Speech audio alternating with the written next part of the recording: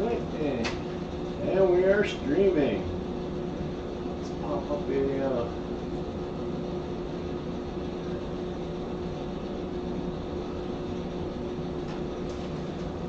had to play around with the settings and stuff and figure out how to schedule it and start, you know, I don't know if I'm gonna have like the fish screen like, you know, Yama's had and all that, but I do need to figure something out so that people can start coming in before the chat or the stream actually starts. So we'll give it a few minutes.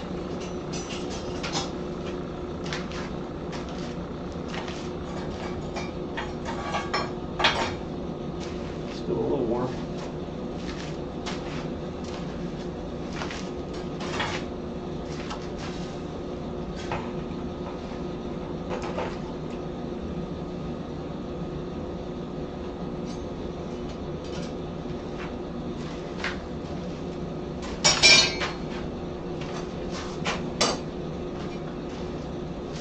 Alright, let me put a mark right in the center of that.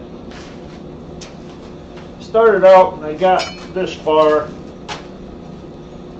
on another one. And well, there ain't nobody watching yet, so I guess there ain't no point talking. Until somebody pops in anyway. Alright, where's my roller? Here's my roller.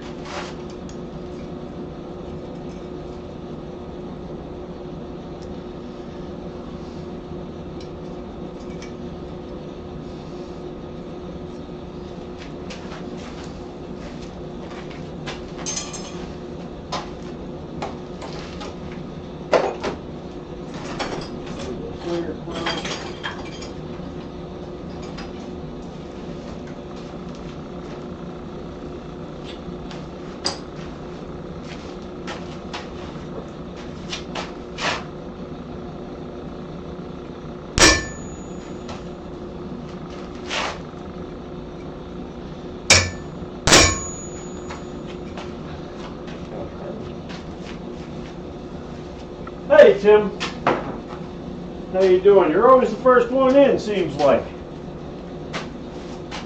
I'm center punching a center mark. I started over, if you remember right, the last one broke. And I did end up welding it back together so that you can kind of see what that belt's supposed to look like. I also learned that this loop seemed like it just had way too much material in it, so I changed it from having a 2-inch block here in the center to leaving 1 inch, and that'll give me a lot smaller one of these.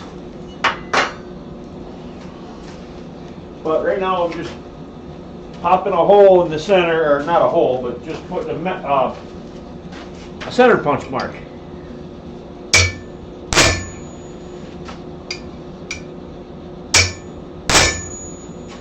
Alright, that's good. Put a center punch mark in, and then I'm going to go out and grab a pair of dividers.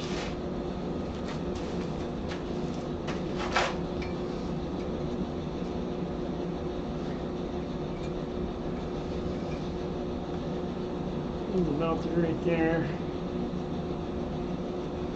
Let me move them in just a little bit.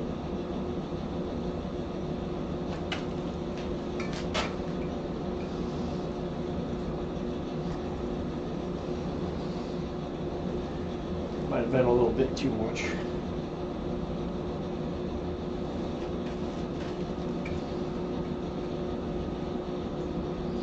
That looks good right there. I'll lock my dividers in. Putting this right in the center. Oh, hold on. It puts wet out here. Hopefully this lid will show up.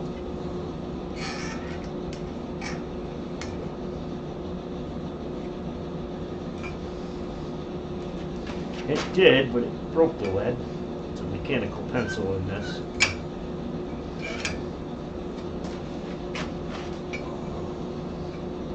I'm just drawing the arc on both sides, and that'll give me a radius, a curve on the end that I'll grind that to real quick, and then we'll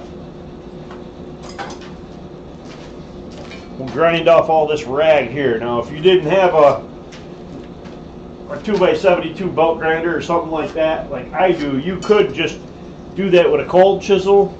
You can heat it up and cut it with a hot cut chisel, but I'm just going to do it right at the grinder.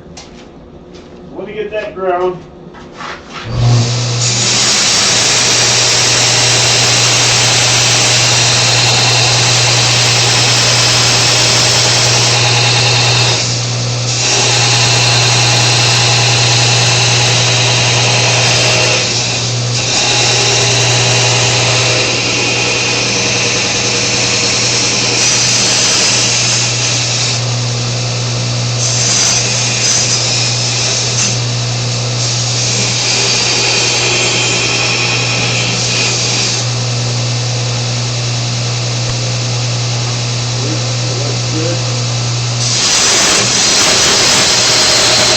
I can cut some of this off. Probably going to use my shear to do some of it.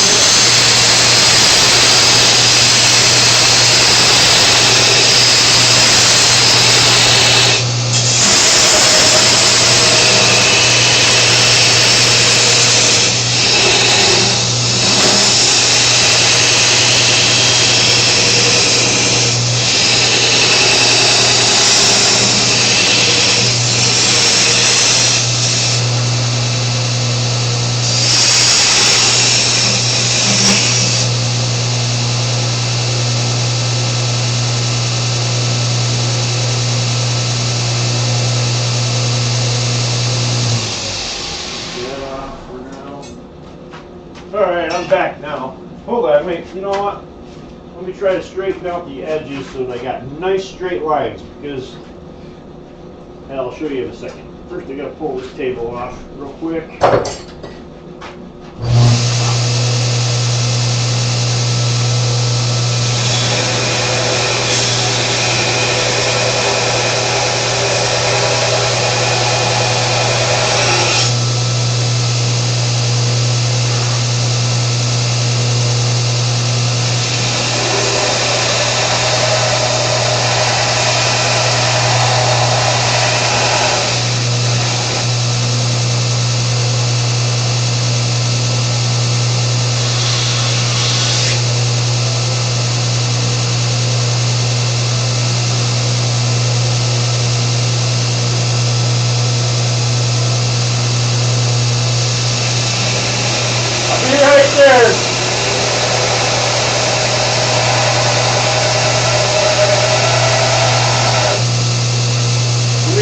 Set a camera up over here so you guys can see what I'm doing. I'm really not going to, really not going to spend a whole lot of time here. I'm just straightening up these edges on the flat.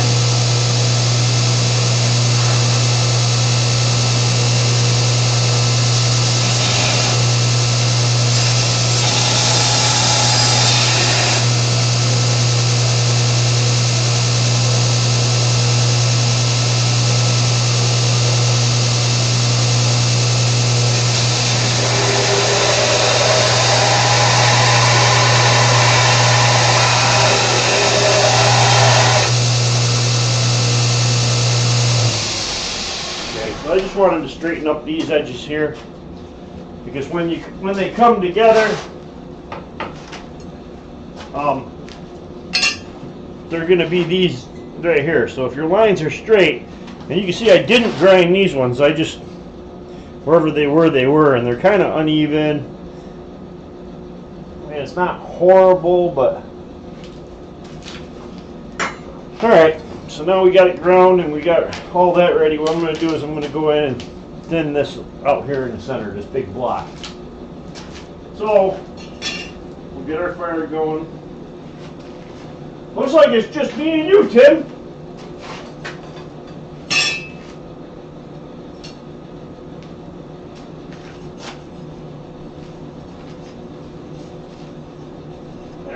we get this in the fire. I got a lot of coal cooking up there. I gotta break up, get it in. Alright.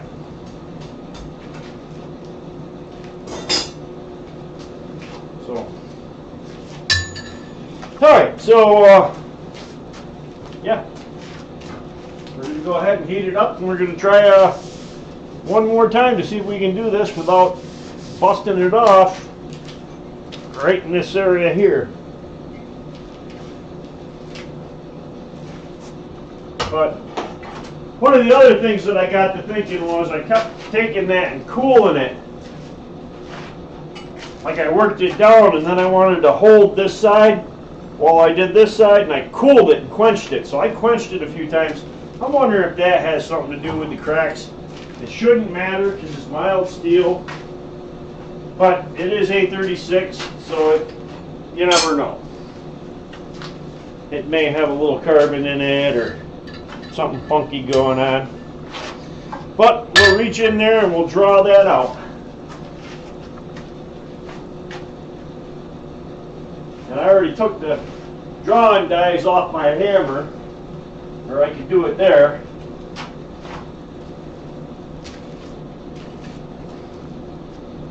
Let me spin my anvil around so I got the radius side on the far side of the anvil. I'll probably have to spin it back in a few minutes.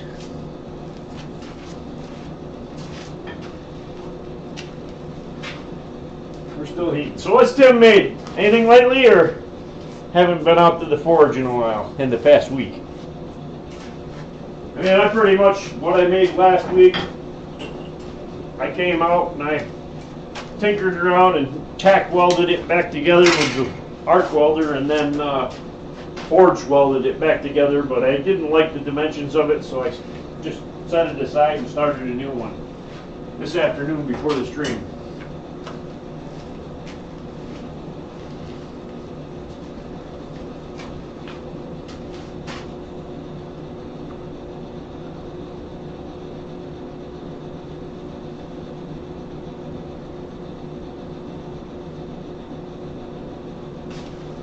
All right, we'll get some heat there. There we go. All right, let's pull her out and do some drawing.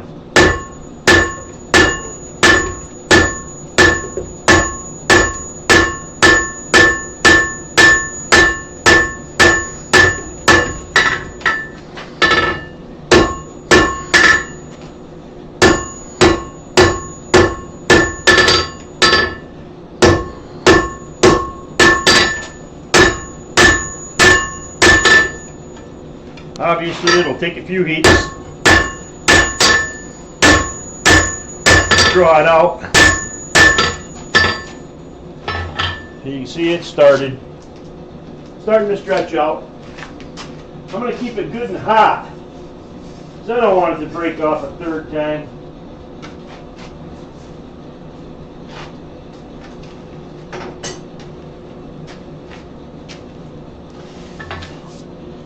And then if we get this done, then maybe we could actually make the clacker and finish it.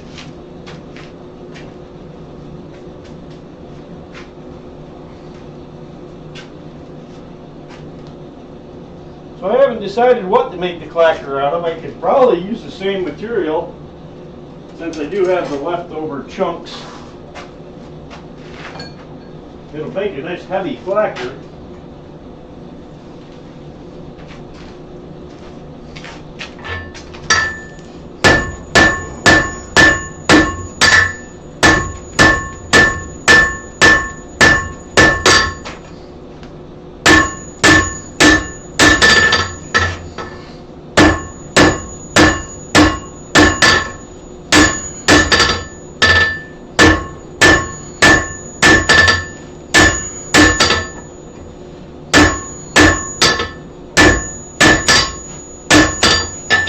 You see it's stretching out quite a bit.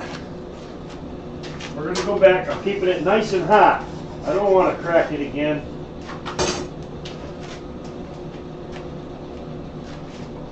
Oh, and in the past week, guess what came in the mail?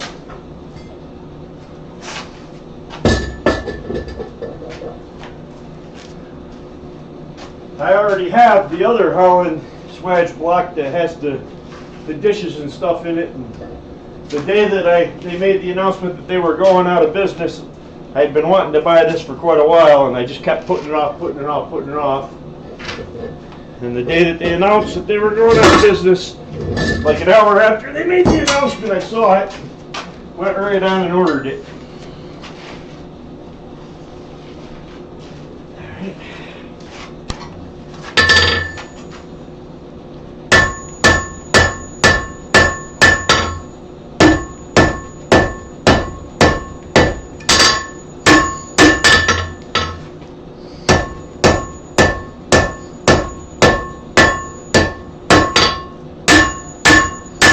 You can see the notches.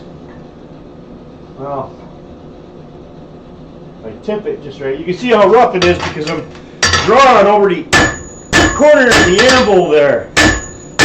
I prefer to use that when I do the horn. I mean, I've never really liked drawing out over the horn. Never been a big fan.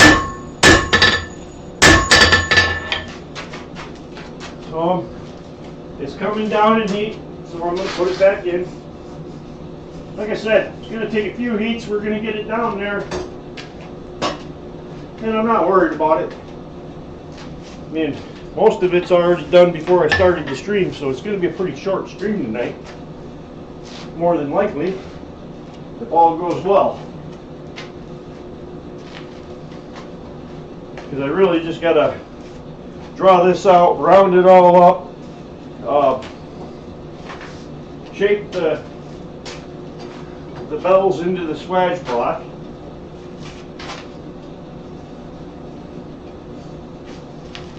And this bell does ring pretty. I mean, I just tapped it on the side.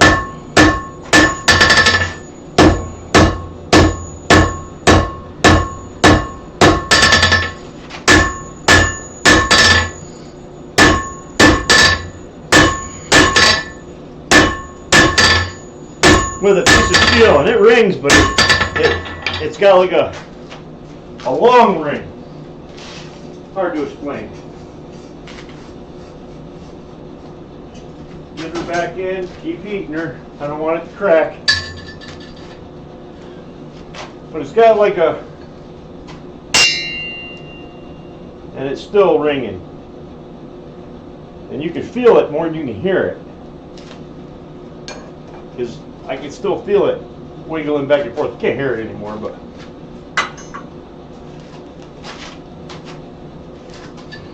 hopefully this one I got a little thinner, and maybe it'll be a little higher tone.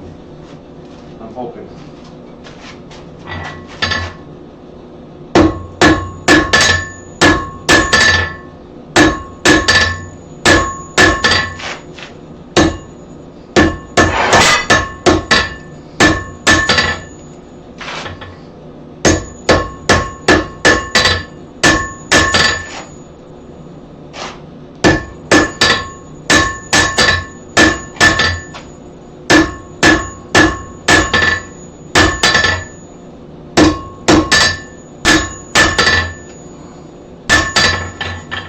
Now I'm worried. I'm trying to take the notches out. I got a little notch right there. I got to get that to come down and blend in. Might take a heat or two just to do that. I'm not worried if it takes me a few extra heats. I'm going to take them. I'm not in a big hurry. I want to do this and do it right this time. Okay. Well, we got no drop frames. Is anybody still watching? Usually by now I'll have a few people watching. Then again, it is getting close to Christmas. People got things they're doing. Understand.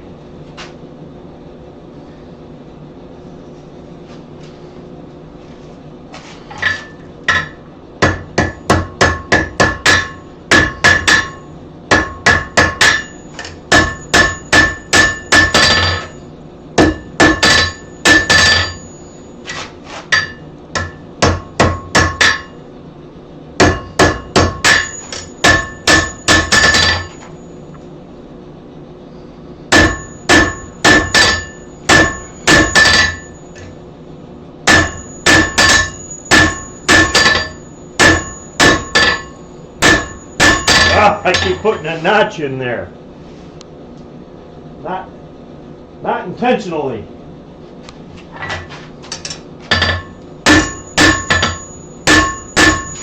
Alright, take another heat.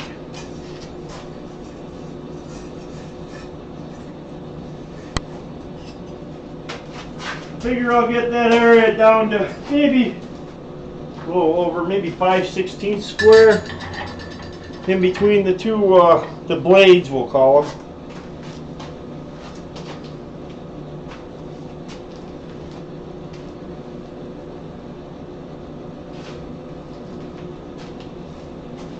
All right.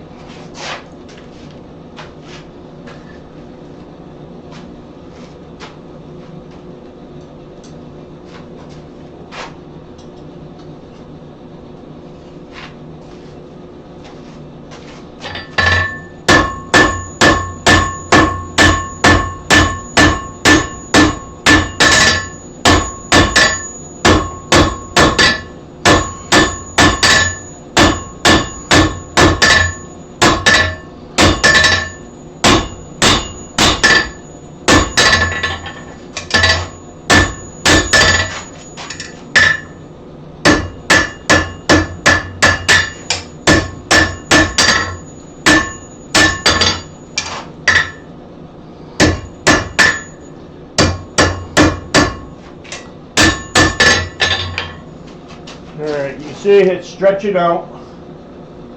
I got a little more thickness back in here I got to get rid of, so I'm going to flip ends. Start working the other end.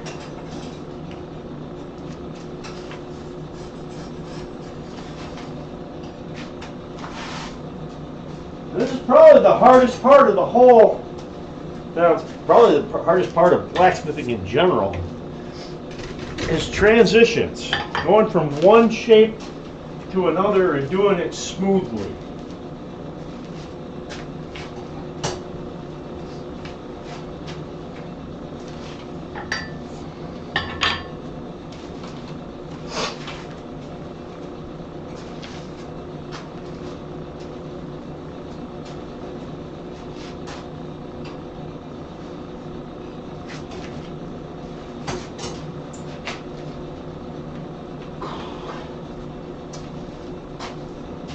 I don't even know if anybody's watching.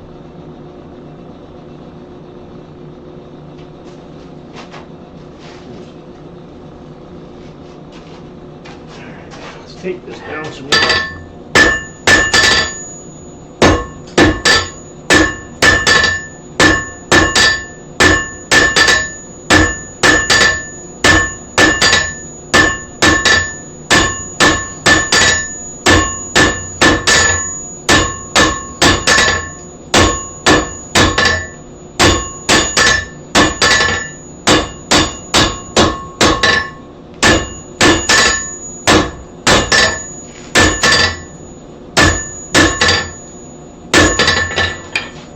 We're getting there. We're going to keep going. We're working that area a little more.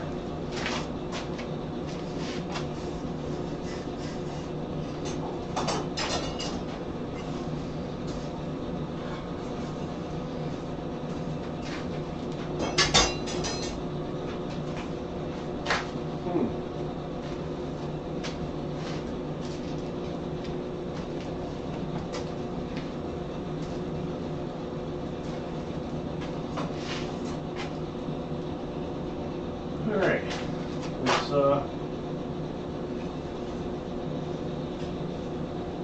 keep going right in that one area.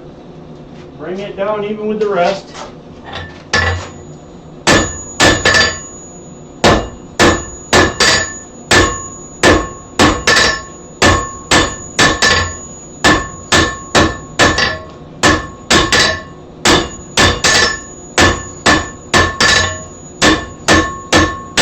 As close as I can get it.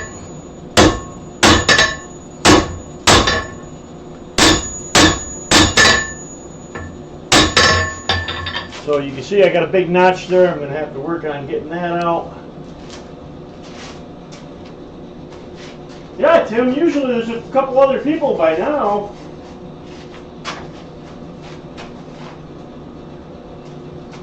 I'm starting to think just nobody likes me anymore. That could be it.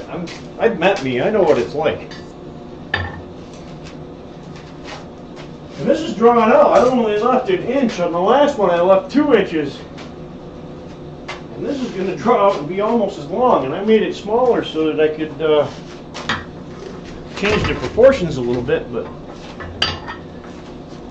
apparently that's not going to work because I'm just drawing it out farther.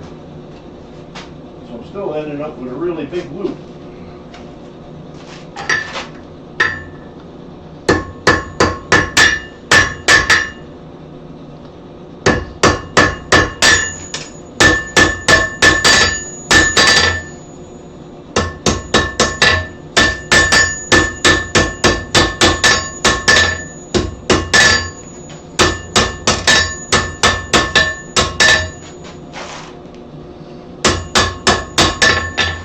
Okay, so you can see that looks pretty decent. Maybe you got to go a little right there. And like I said, the hardest part is just the transitions.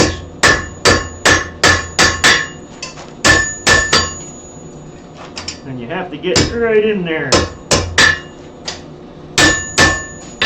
Squish things around, but that don't look too bad.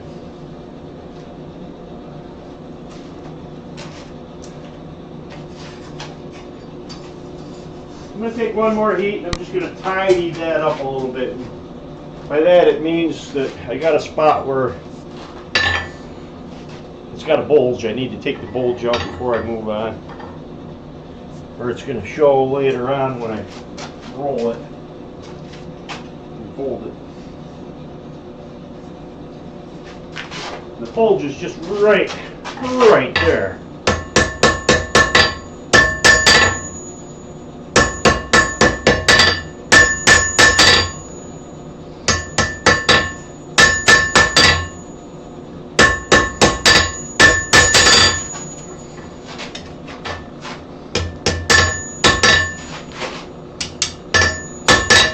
Alright, now you can see it's a nice smooth transition. I had a big bulge there, I took it out. I'm going to round all this section up next.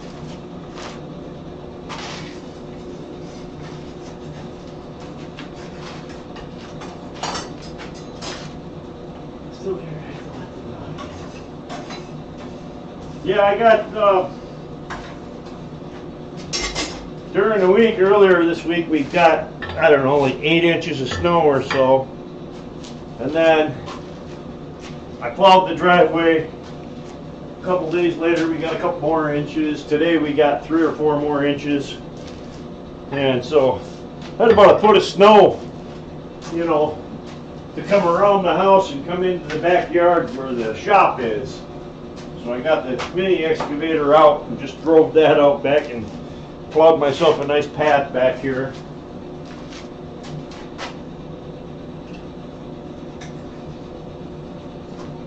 Alright, let me round this up.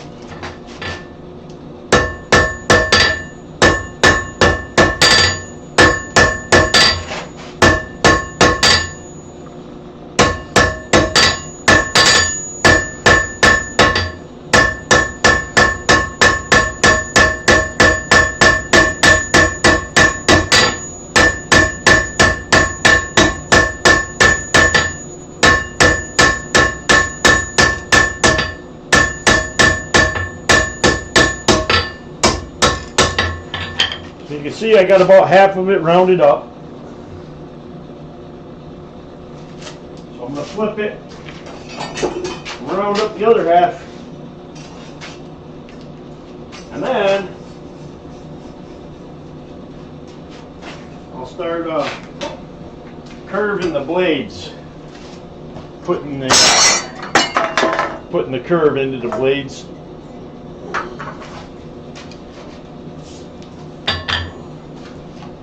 Alright. And like I said, I do think that maybe when I kept going back and quenching it so that I could hold the other side, because I'd be working this side, I'd quench this side and then hold it when this was stretched out. All them quenches might have had something to do with them breaking off too. It shouldn't have, because it's just mild steel and there's no carbon to harden, but like I said, it's A36 probably, so you know it's not like it's 1018 cold roll where you know exactly what the specs are and it's very predictable.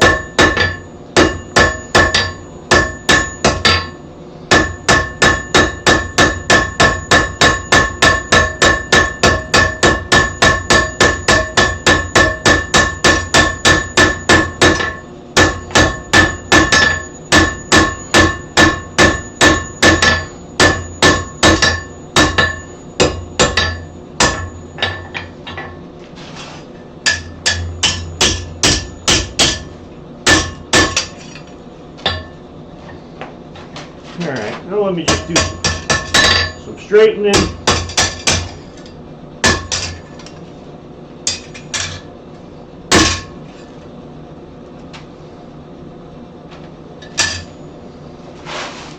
Flip it around.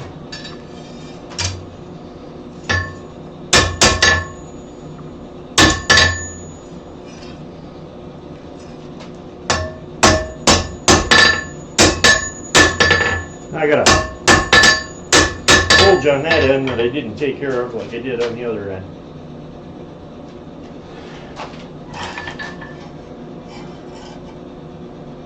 Alright, now I'm just double checking that my blades are still about the same because I did pinch some off on one of them pretty bad.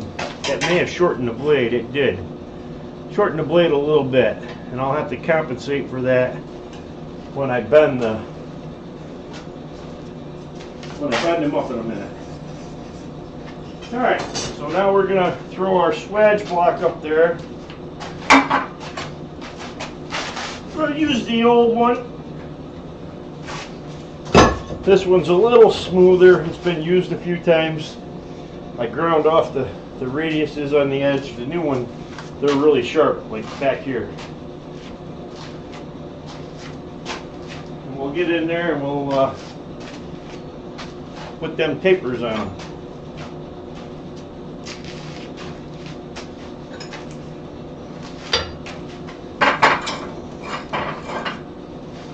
Grab two different hammers because I may have to change it in the middle of it.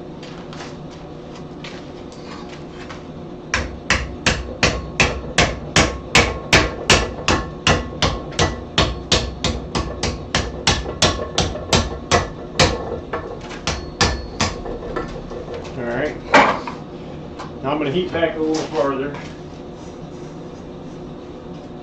And then you got to go from one, because this isn't tapered like the bell is, you got to go from one to the other and kind of jump back and forth and then go out and fix it on the horn until you get a nice curve on it all the way up the length of it.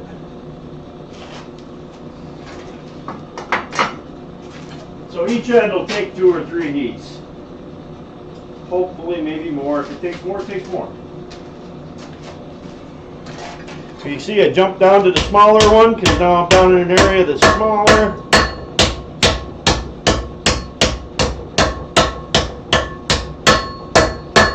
Now I'm going to go even smaller.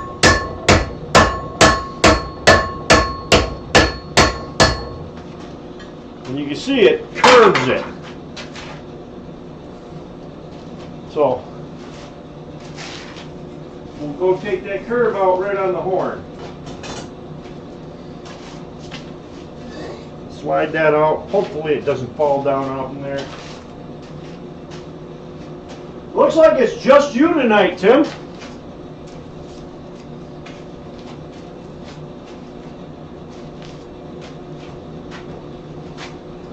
And it is getting close to the holidays. People are probably spending time with their loved ones and significant others and whatnot, and rather than watching us, not watching me stream.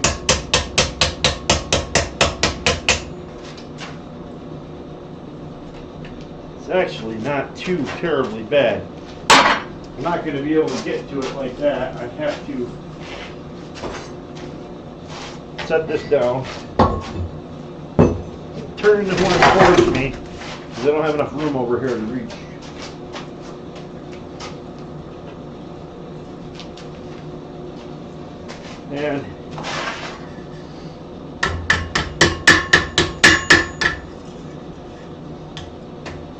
And I will come right here to the edge if I need to get that edge nice and straight.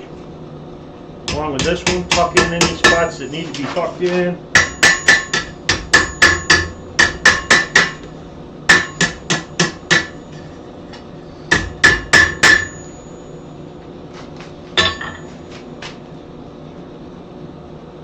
And look at it. Yeah, it looks pretty good.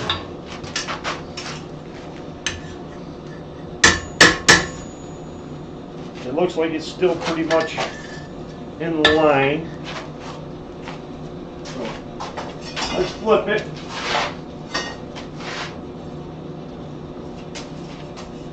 Curl up our other end. This is looking good. I'm not seeing any cracks in where I was getting cracks before. I did a few things differently. I left more material. Initially, I didn't quench it. I mean, I did after I ground, but that didn't get it hot enough to make it brittle.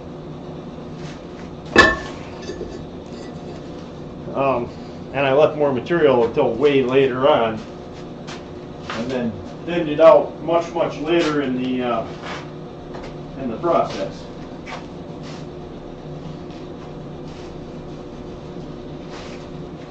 After I get these this one curled up, I'll probably have to clean my fire a little bit.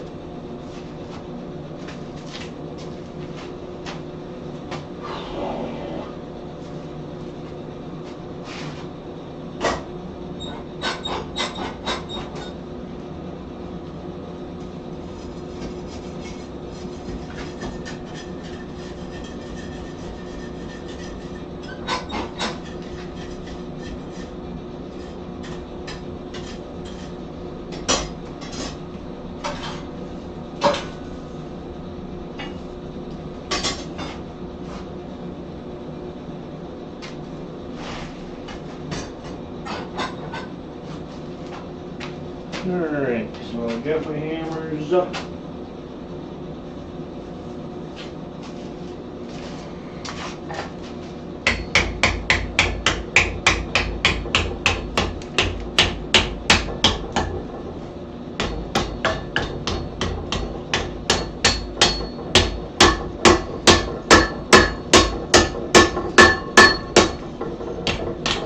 Okay, I got it started.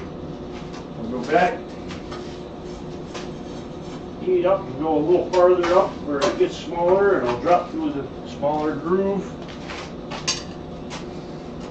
Like I said, it's kind of a pain. If you were doing a whole lot of these, I would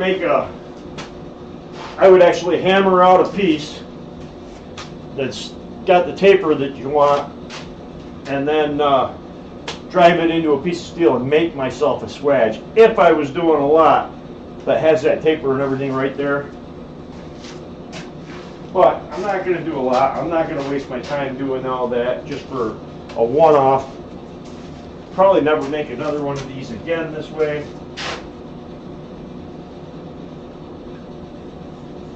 And I'm just doing it pretty much to have something to stream.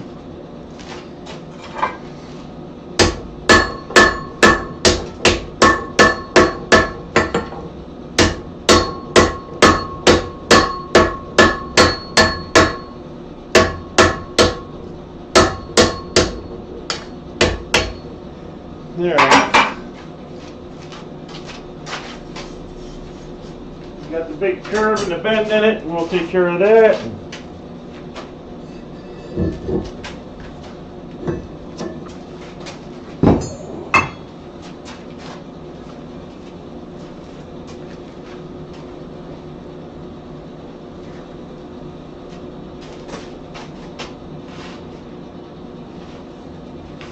That's just the same.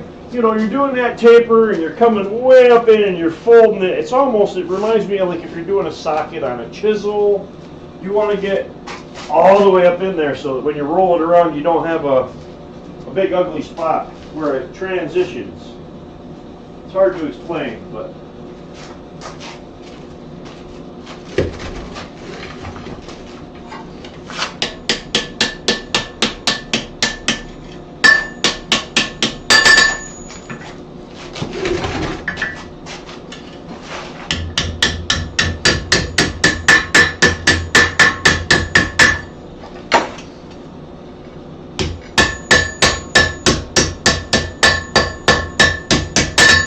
And right now I'm just catching the edge, and that's just like right there. It had a big pucker that was going out. And by just barely putting it on and catching that edge, I can put that edge nice and straight without damaging everything entirely.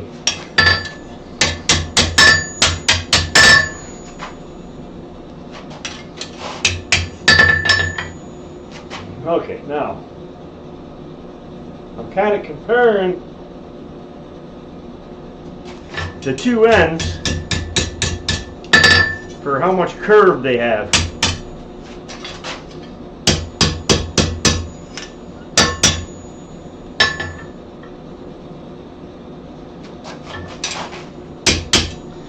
Alright, that looks pretty good. So now I've got both ends. We'll go ahead, heat up in the center, grab the ends, and put our loop in it.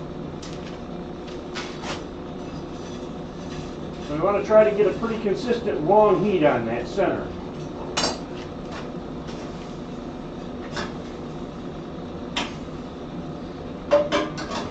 So I'm kind of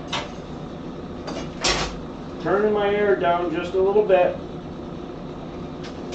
so that it heats slower and more consistently over the length.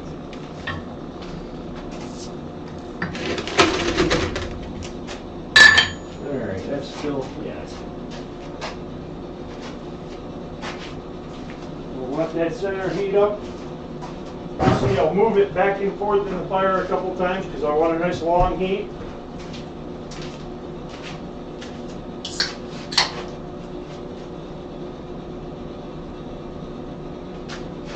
My fire is getting kind of dirty. I'll probably clean it before I start the clacker.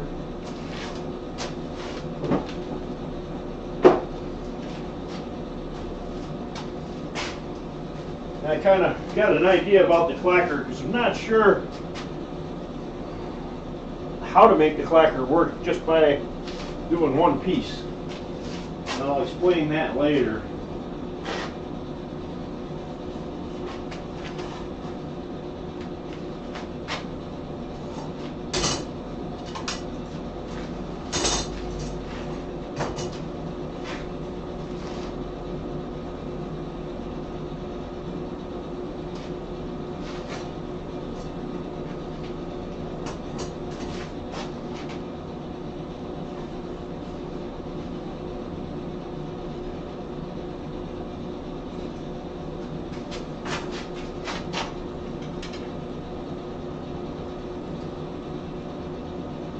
So I'm kind of bending it around.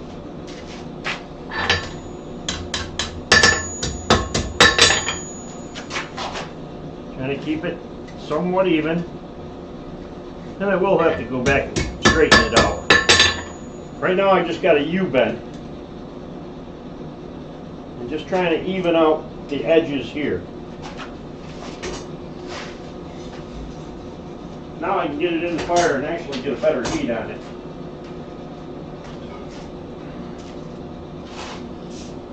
And now we'll try to tuck these corners in and get a nice round bend up there.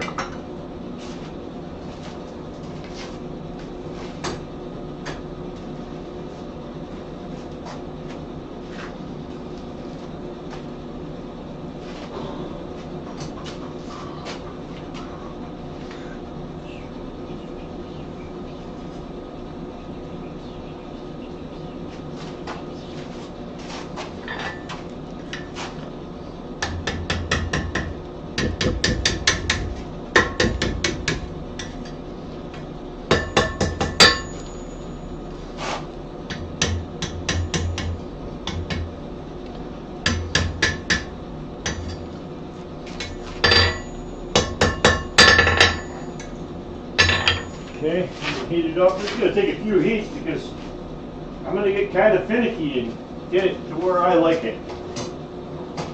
And if you know me, you know that a lot of times I'll take 2, 3, 4 extra heats, and when most people would have just said good enough and gave up, I'll keep going until I get it to where I want it.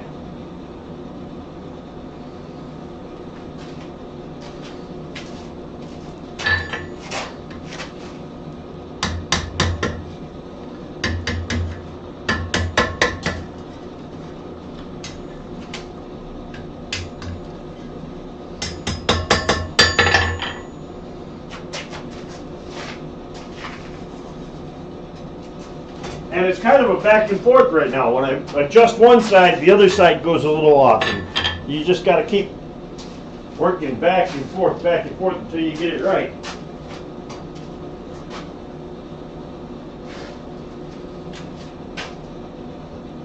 Luckily, it's small material now, so it heats up pretty fast.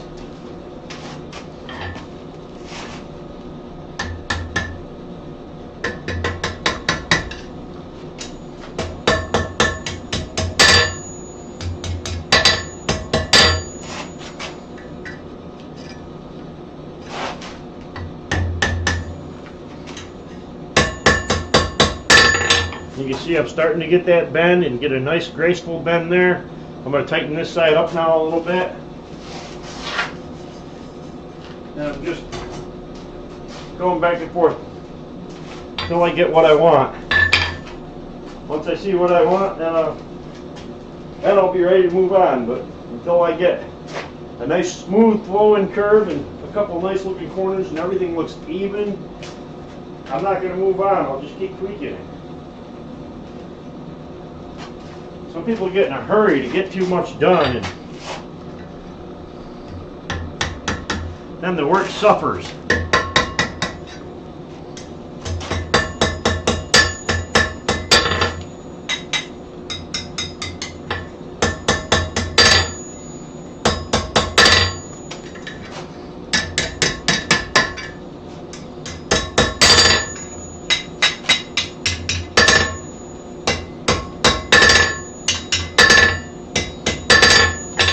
See, it's getting there. Starting to get a nice smooth flowing, and I'm just now tweaking it around and getting it nice and even and straight. Well, not straight, but even, so that it doesn't have, you know, spots that are slightly tighter curved than other spots.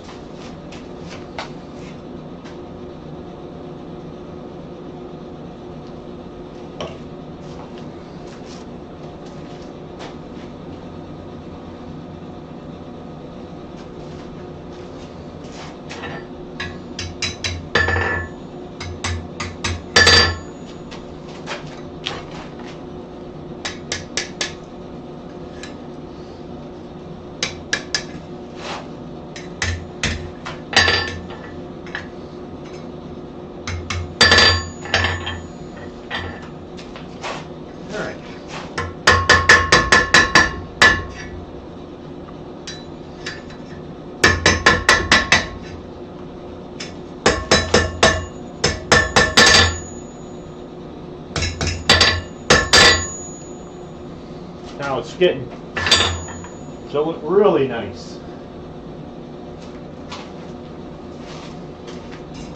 It's like I say to everybody, don't be afraid to take that extra heat, or 2 or 3, whatever it takes, and get it better. Rather than just going, close enough and moving on. And this is good because this one did not break. It's the first one out of the 3, because I had that one here and one other one that we started that broke.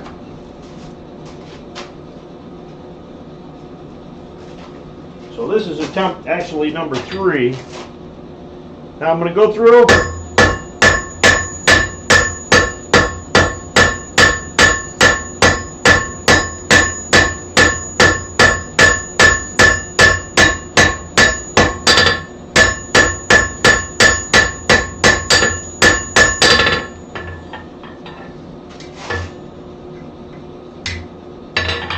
Alright, you can see that it's cocked. Will take care of that.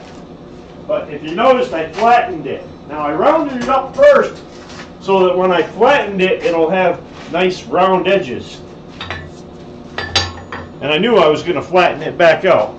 See, on this one I didn't round it enough, but if I didn't round it, I wouldn't have that nice round edge there on the inside and the outside.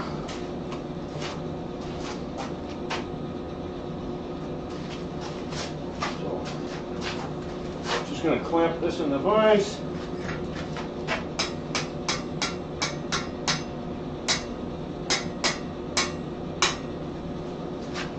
Give it a little bends.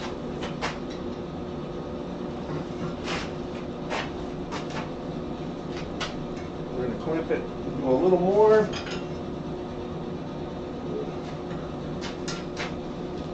Maybe go halfway between there and there.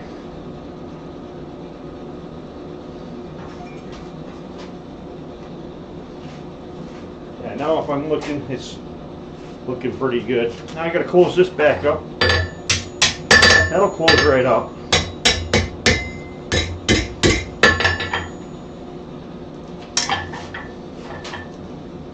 Now,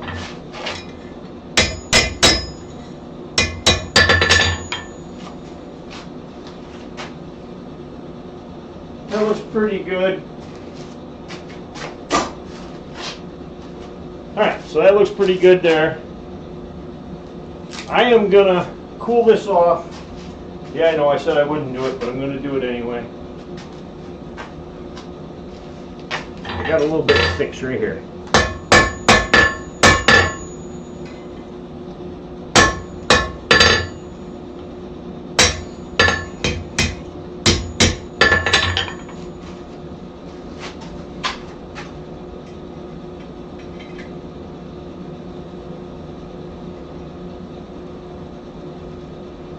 Okay, that looks pretty good. I'm going to cool this off because I want to put try to find the center, and I want to put a hole in it right there, and that's where the clacker is supposed to hang down in. Like I said, I don't understand how this works with a one-piece clacker, because if it hangs here, and even if, you know, it goes down into here, it would hit this side, I suppose, unless I brought these apart, but it doesn't look right if they're apart. It's hard to explain. If I have a piece, just straight piece up in there, let me grab just a piece of anything small.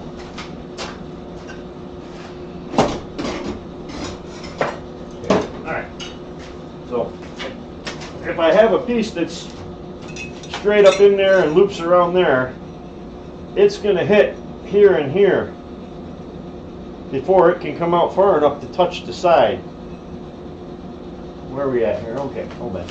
If I put a piece there, it's going to hit up in here, on here and here, before it can reach there. So I think what I got to do is make a hook that goes from there down into here and has another hook, and then hang the clacker on that.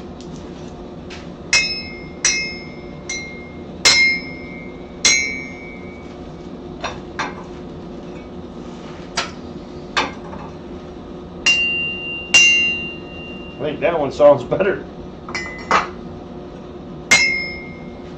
Anyway, they're just goofing around bells. So we got to make our hole in there.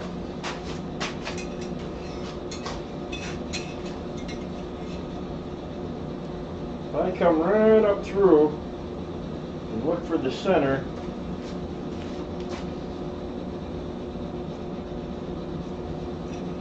oh, there.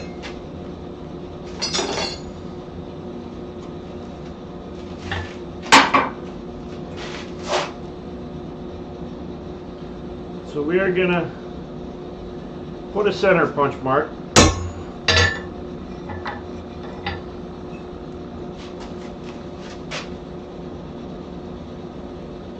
That's the thing about the center punch marks, is don't just wham, wham, wham. Set it down, punch it, look at it, and make sure that it's where you want it before you move on and hit it again, because you can always move it over a little bit if you're off just a little bit. Once you get it where you want it, then you can give it a good, firm, hard hit. And you can see I got a little center punch mark. We'll heat that up and spread that out a little bit.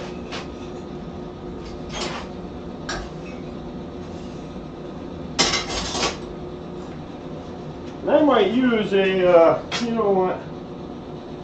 I had a piece of scrap here the other day. Yeah, right here. I had a piece of scrap that was drawn down. And I might use this like a little slitter and slit a hole. Flatten off the end. Once again, this is just a piece of mild steel, nothing fancy.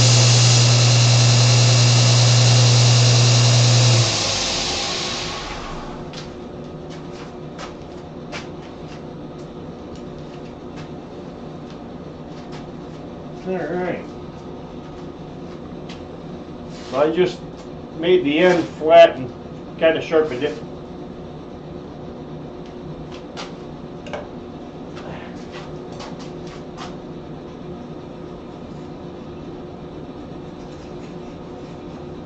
Okay, let's get feet in the center. Look at that. I think it's moving all over the place now that it's hot.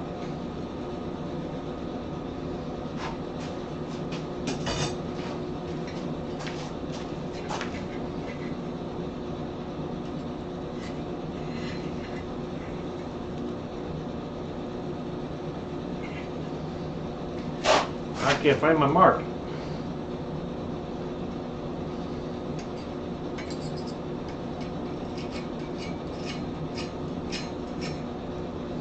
There it is, but I've lost most of my heat. Just get it established.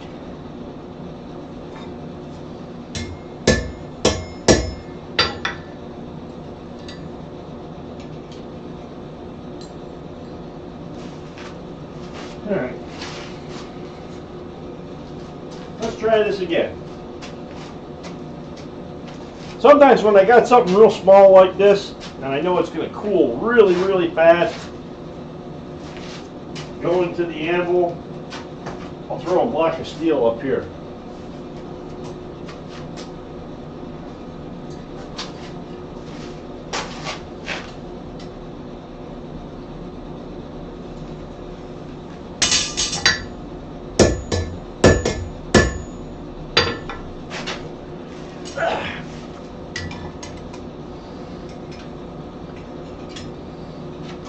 I got a little bit of a spot in there. Started.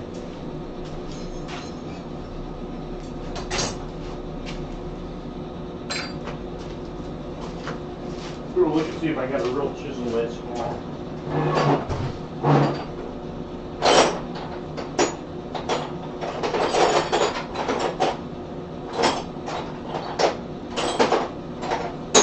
It's not like I do.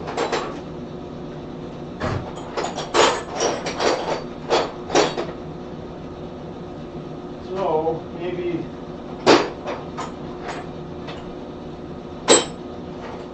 I'll go in with let's not hurry it up while we're looking for a chisel. Maybe I'll go in with this square one and kind of push it out a little bit before I punch the hole through.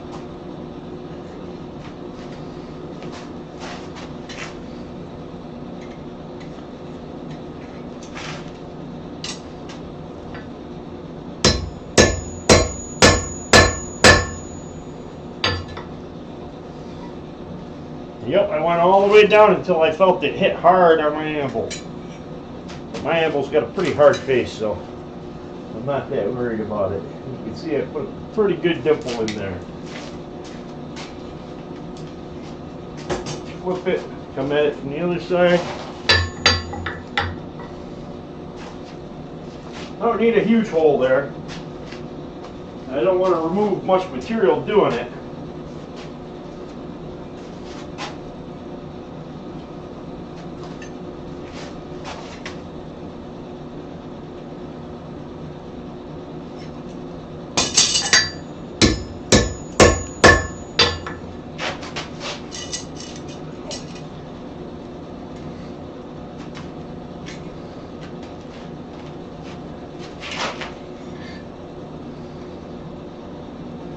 So I may end up doing this.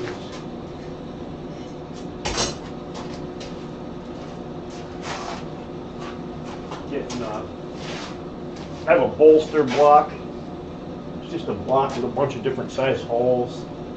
Got a handle on it that I can set down and punch a hole right through there. find a small punch. Now I've got the material pushed out of the way. And go ahead.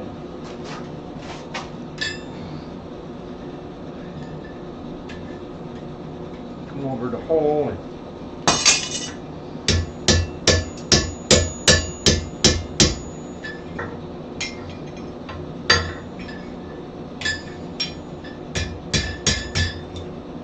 all right.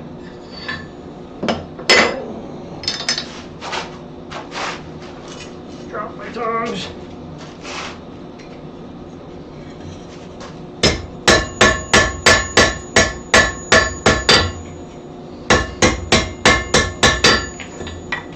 Alright, you can see I got a little hole started. I might drift that out a little bit bigger, because I do have to put a string on the top too.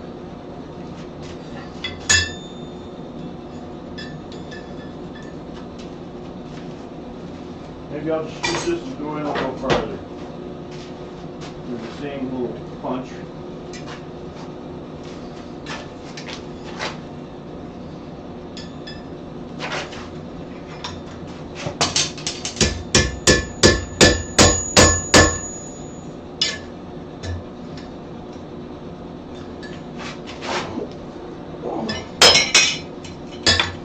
Alright, well, I've been fidgeting with it, and that's the first time I've dropped it, so not too bad.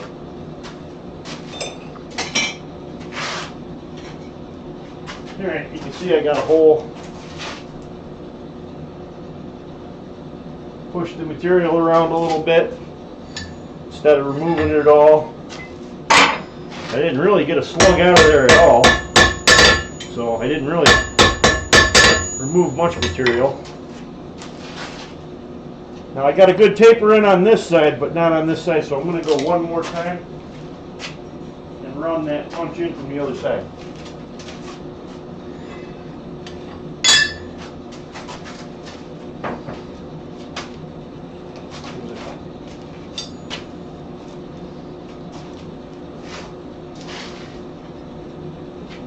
Not even going to take a huge amount of heat,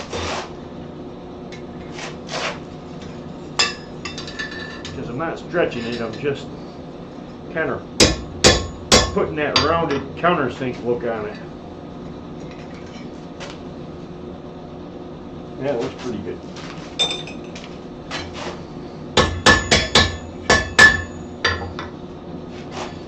Alright.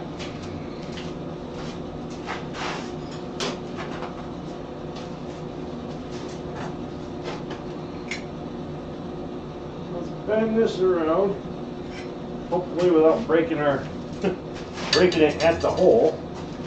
We can prevent that by clamping it in. Doing it this way.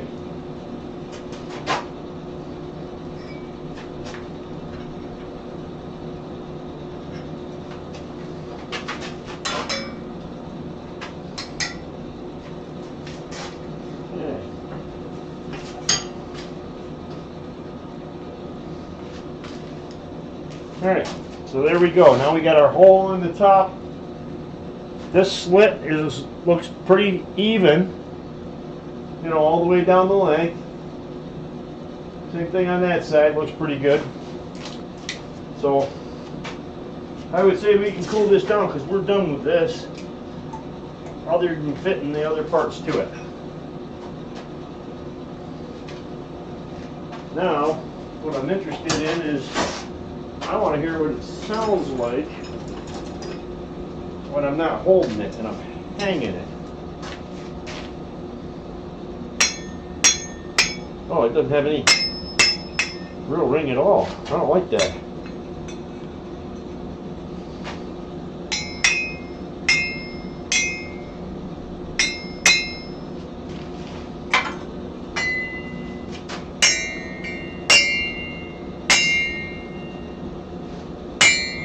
That one's got a better ring to it, but what are you going to do?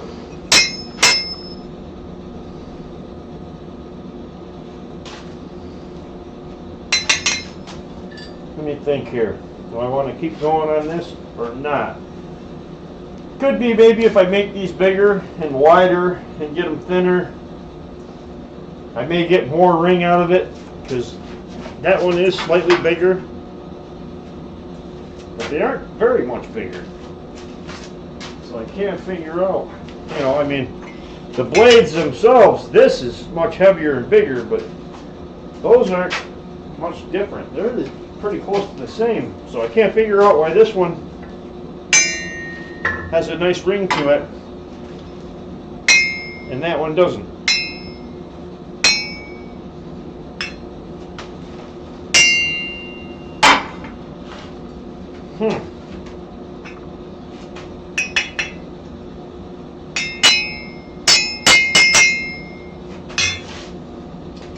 Who knows? Alright, so we got to do two little things.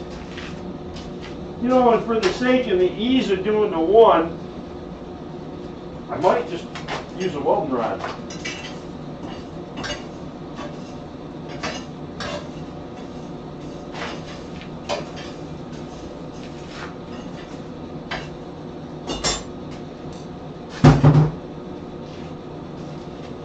For the top hook, because this is 332.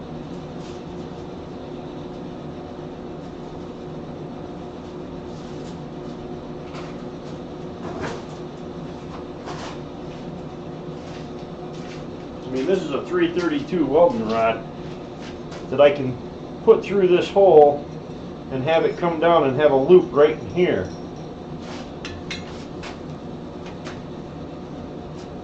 But this does look, yeah, a little bit small, but it does leave room for a string there. So, yeah, this will probably work. So,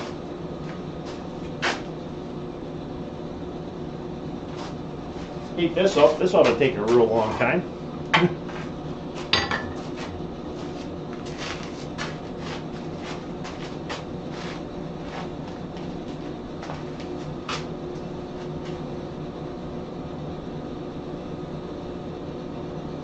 Maybe a coat hanger is a little bit thicker than this, though. Yeah. Who knows?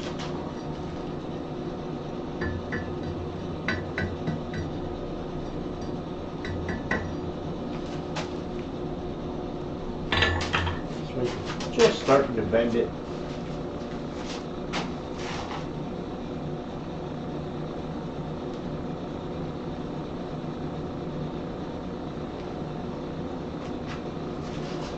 And to be honest with you, I could probably do most of this with just a pair of rolling tongs. Scroll it to there. Grab it here. Put that notch in it that you need to center the hook.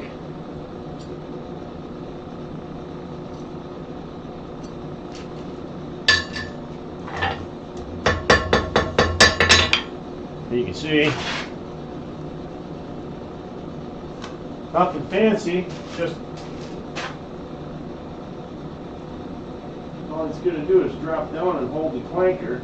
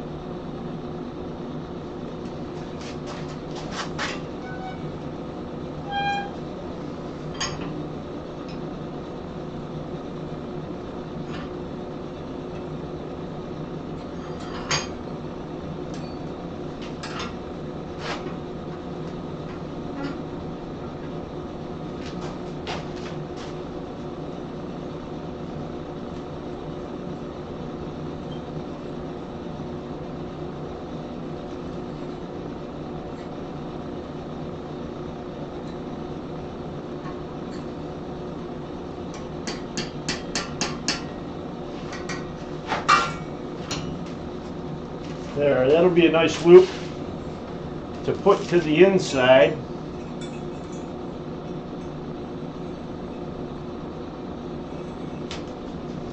Then we'll cut it off.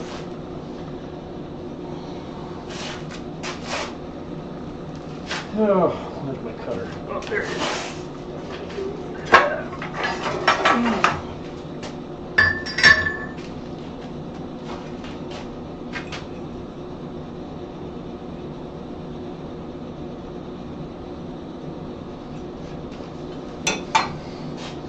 Let's say I'm going to go a little bit past the discoloration to there.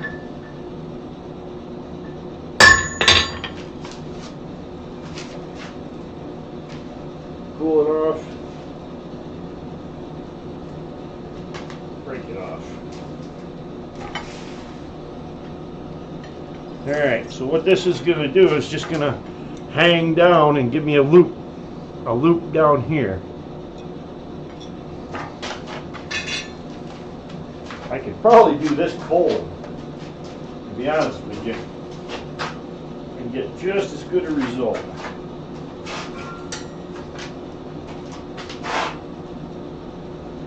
Just put it in and give it a bend.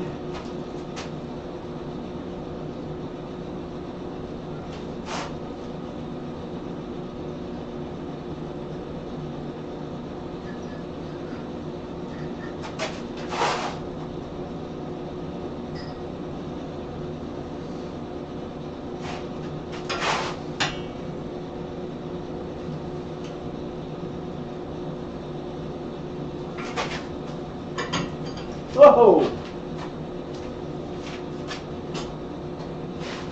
Well, I don't know if it would harden, Tom, because it's mild steel.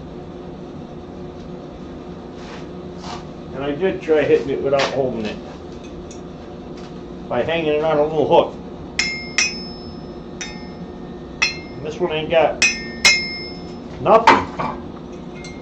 I mean, this one here at least had some.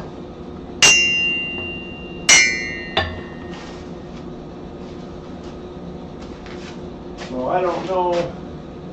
Tim and Kevin. Oh, Trail Dust popped in.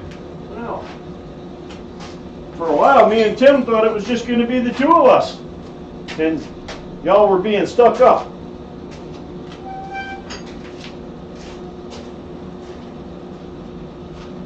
Now I'm starting to really wonder if, oh God. I am starting to wonder if putting a hole in it affected it. Because really that's about the only difference between this one and this one.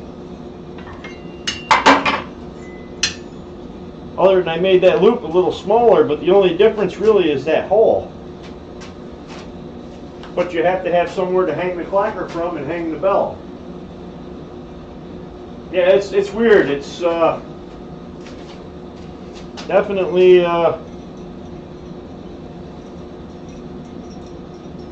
not making the noise I'm expecting.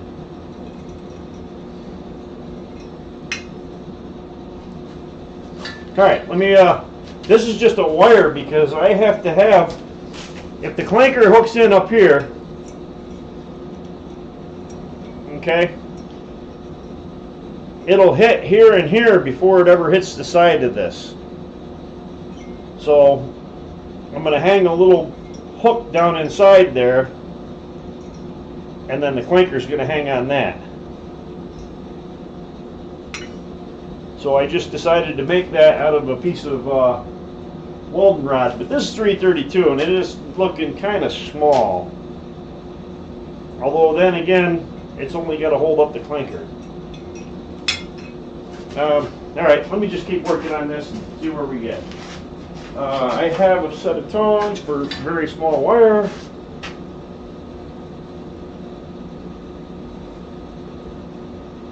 Yeah, people get a kick out of it when, you know, I have tongs all the way down. I can hold welding rods and stuff like that that's 1/8 inch or smaller. This right here is 3/8 332 rod, I believe.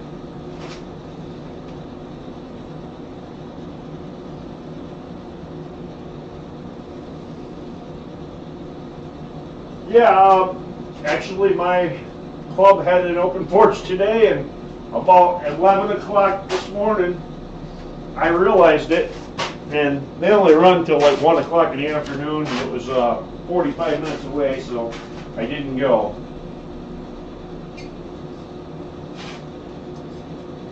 And I'll probably hear all about it next time I do go.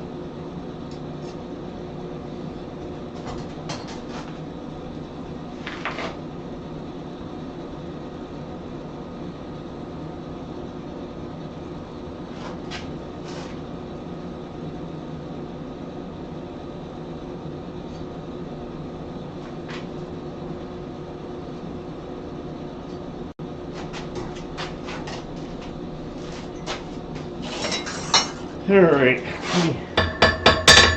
tinker around. I mean, this doesn't have to be a big project to make this piece, because it just hangs down in there and the actual clanker hangs off of it. I should go back and watch the video that I seen originally, where the guy made one of these, and see what he did, because I don't remember how he did this clanker. Alright, so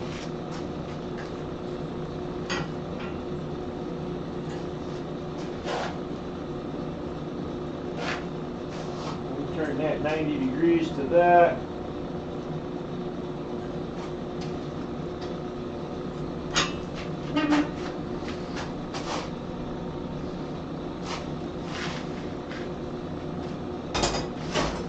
Alright, so now we got, it's nothing fancy, it just hangs down in there, and the clanker's actually going to hang on it.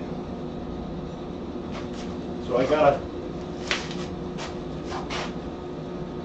open this one up just a little.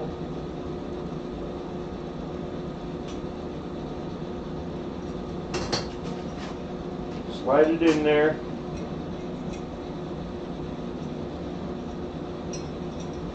And put it in there and see what it's going to look like. But you can see this just gives me a loop down here. Because if I don't, the clanker will hit here before it hits down here.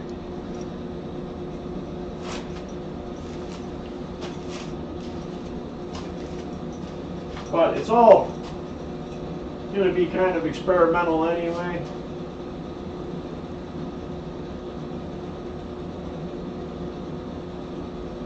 "14 horses, 7 full-size, 7 minis." Well, the minis should only count as a half. So, you know, you really did 7 full-size and, you know, like 3.5. So you did like 10. Alright, so now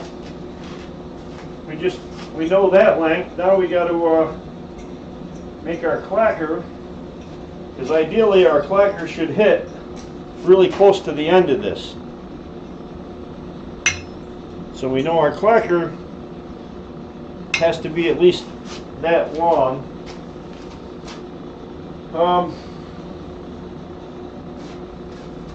The material doesn't need to be huge,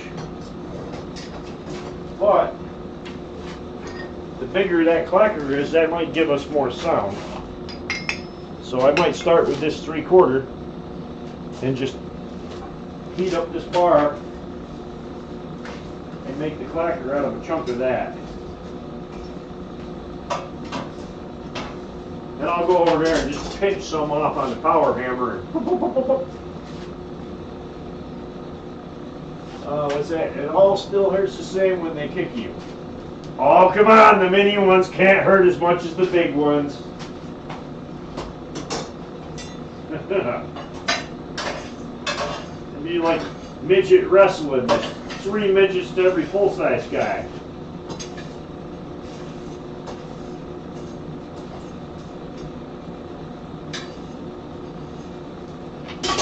Alright.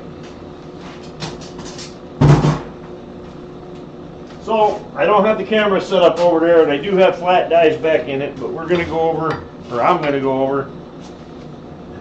As soon as this comes up the temp, I'm gonna go over. I'm gonna pinch off a little bit, draw out probably more than I need, so that I can just trim off whatever I don't need, and I'm gonna leave a good size so that I can make like a 3/4 inch ball.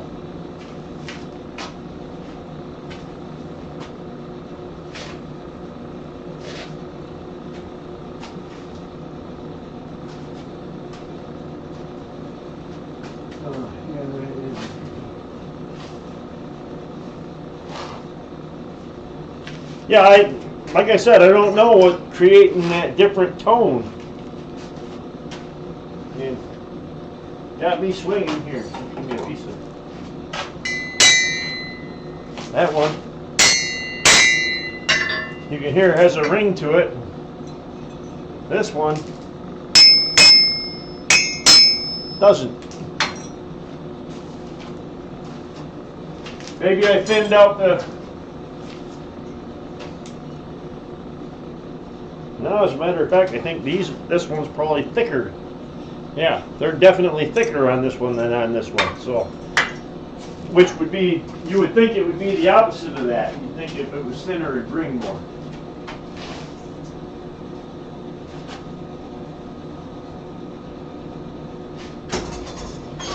All right.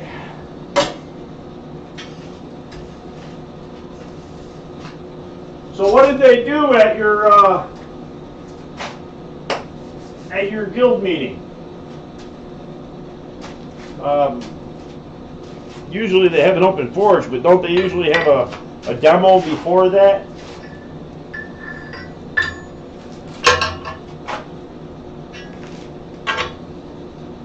Like I said, I missed mine today. I realized there was one, and I'm like, it's already like 11 o'clock by the time I remembered it.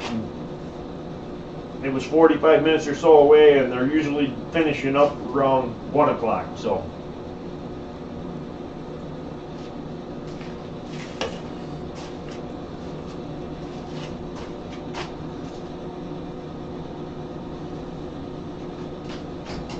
A little more heat. I want this good and hot.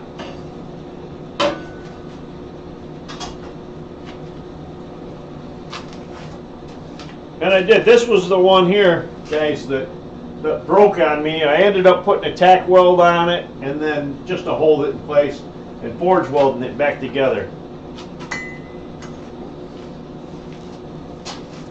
But I also didn't like the size of the loop.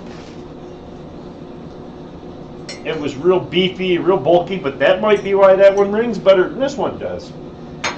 Maybe I want that bulkiness up there.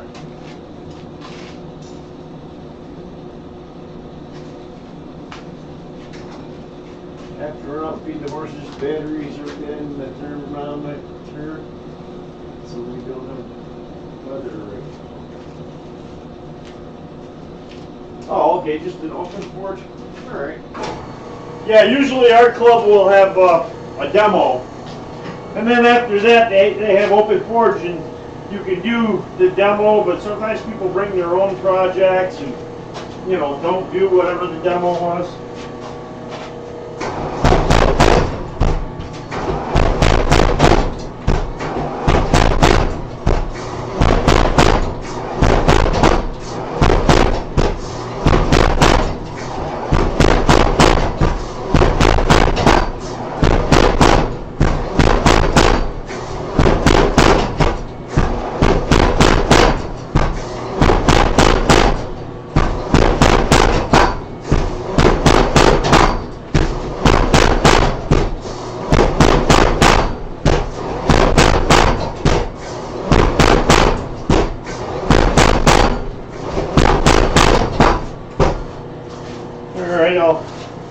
You can see I just pinched some off on the edge of the dies. And I'll go ahead and take another heat and take that down some more. And then we'll go over and do some by hand. So I wasn't really planning on using the power hammer very much, so I didn't leave the camera over there where it was last week pointing at the power. hammer. Plus I took the older end dies out and just put some regular flat dies back in it. Alright, we got a lot of heat.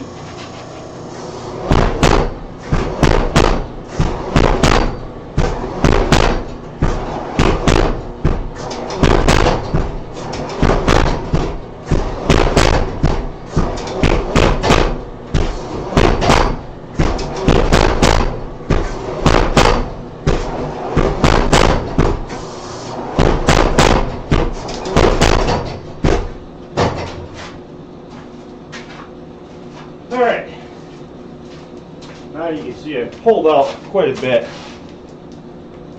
And I'm going to make that a lot smaller, but I'm going to go do it probably by hand. Maybe I'll go back over for one more heat.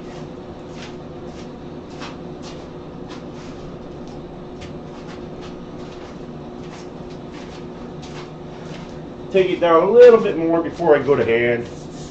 Let the machine do the work for me, I guess.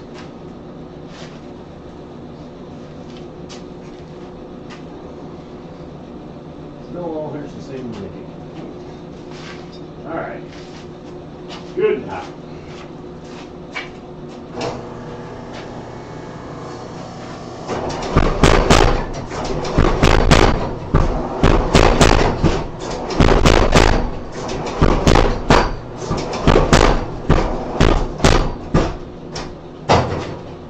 Alright, that breaker just tripped out on me. I don't know why. We're good enough now. I'll just work it down by hand now. I'll probably end up cutting about half that off. I just kind of went in and said I need a bunch, so I pinch off more than what I need.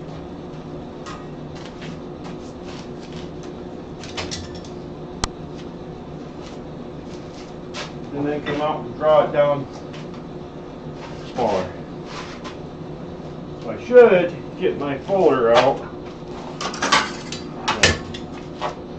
Guillotine tool.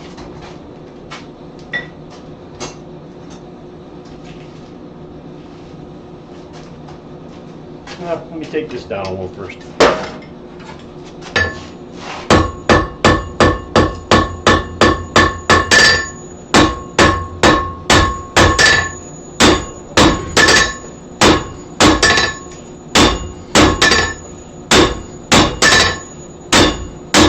This is much more controllable than that hammer when I get down small. I can go down a lot smaller on the hammer. I think I need to change out the motor because it's been tripping the breaker quite often lately.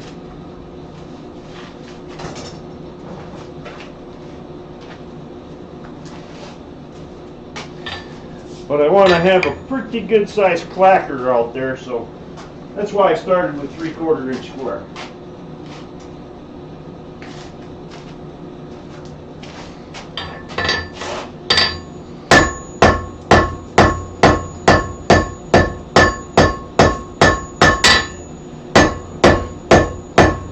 You can see I'm digging the corner of the hammer in to draw out that length.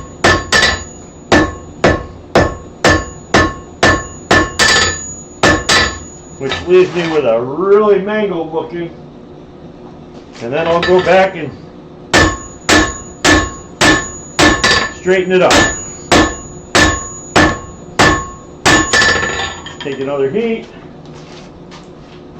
This will probably be the part that hangs down, which I can leave a little long, make a nice big loop on it.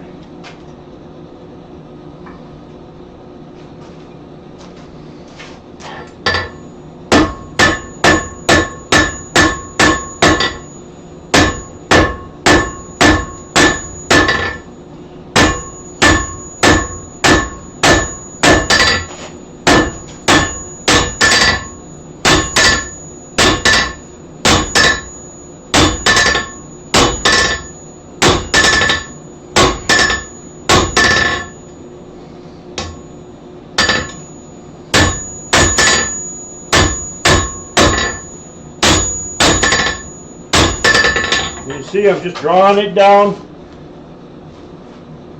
and smoothing it up. Now I'll go out and work the other end. I'm getting pretty good at putting it there and hitting right, you know, even with the edge and not damaging my the part that I'm leaving hanging off over the edge of the anvil. So my hammer control is getting a little better now that I've been doing it more often, because since I've been doing the live streams, this is more blacksmithing than I've done in years.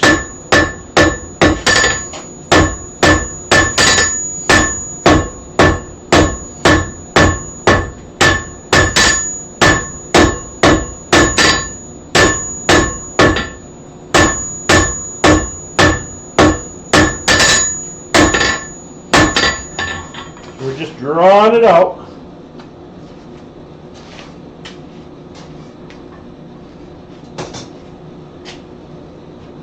Take another heat. I really need to clean this fire out. Hang on.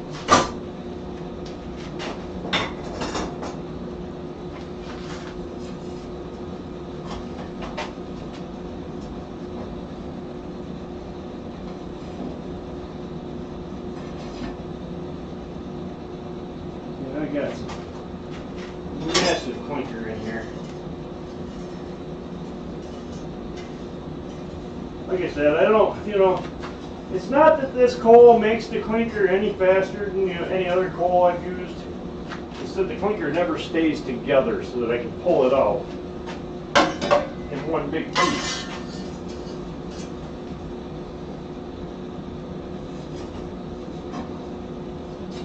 Even if I shut it off and let it cool down, a lot of times it'll cause your clinker to harden up and stiffen up so you can pull it out all in one big piece. Even when I do that, it doesn't make any difference with this.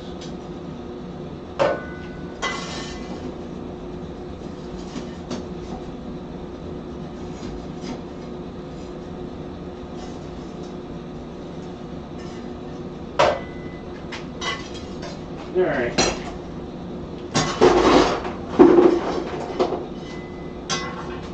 Get some more coal on there and get going.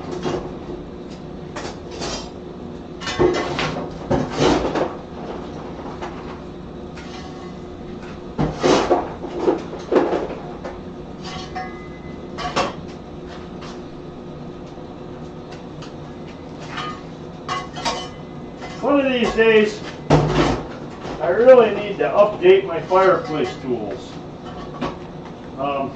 Most of them date back to when I first started blacksmithing, so they have just really plain, you know, handles on them. And I mean, like,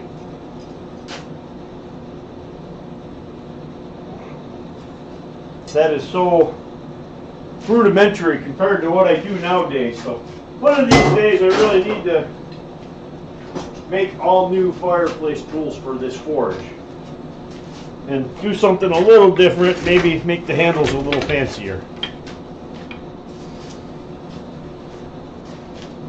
Alright, let's get the fire going back up.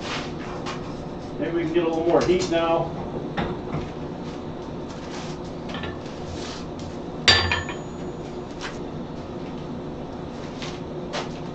At some point I'll have to pinch off the other end and draw some out there, but not as much as I did on this side.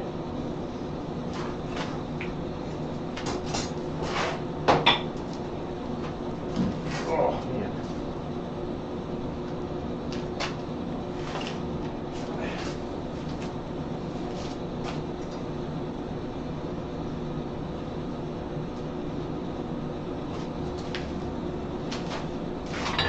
All right.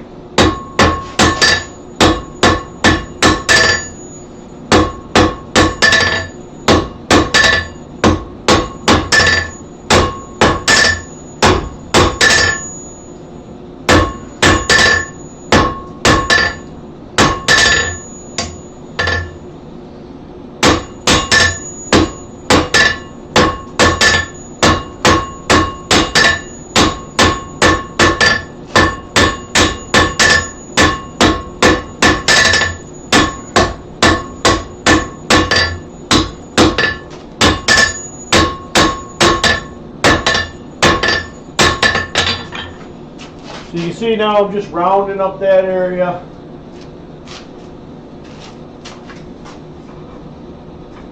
Round up this whole thing. We'll bend a nice big loop where you can tie a string in and use that to clank it. You're going to need something because this bell doesn't ring worth a crap. I have no idea why. It's thinner, it should ring more, you would think.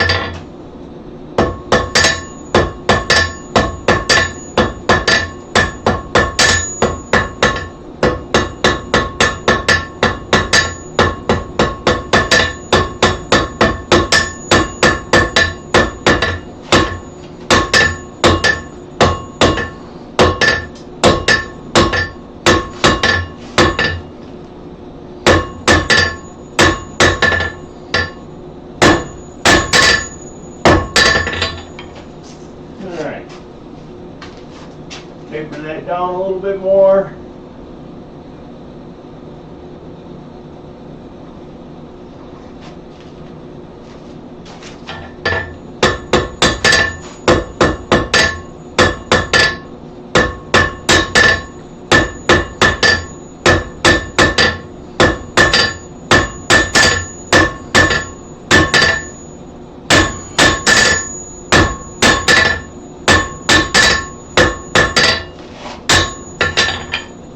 See, we're taking that down to a point now. And I'll round it up and we'll put a loop on that end.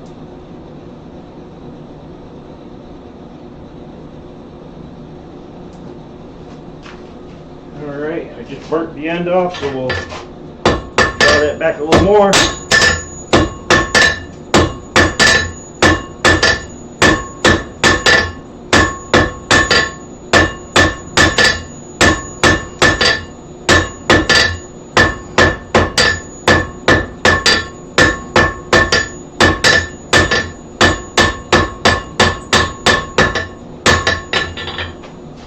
We'll heat her up, we'll do a little bit more rounding.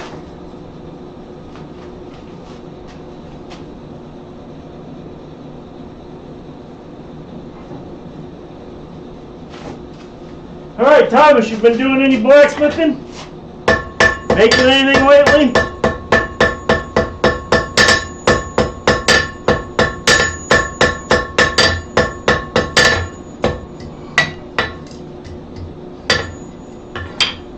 Yep. Too cold.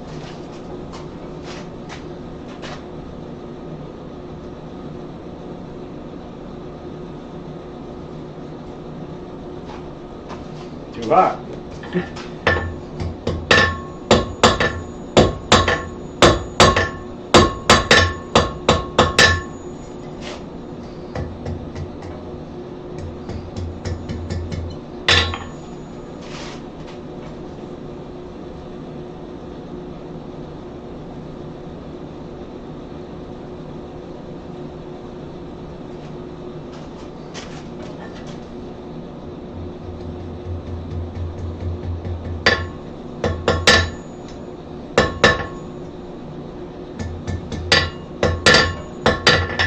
You got a little curl on the end, a little finial. Heat her up.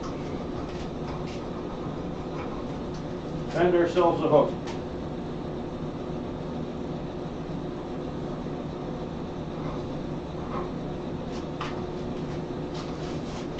I'll cool off that little finial.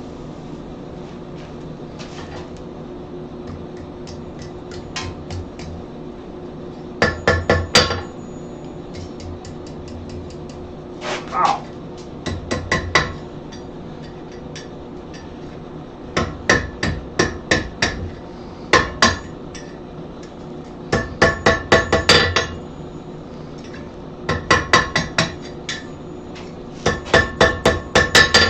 So you can see I got it started bending around.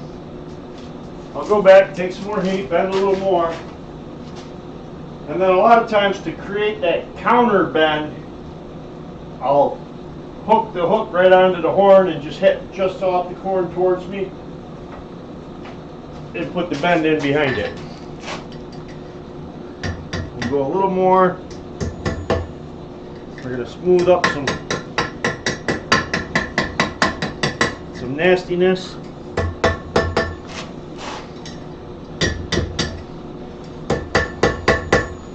Now we got it here. Now I'll hang it here and come in and hit here with my peen. And that'll push that over.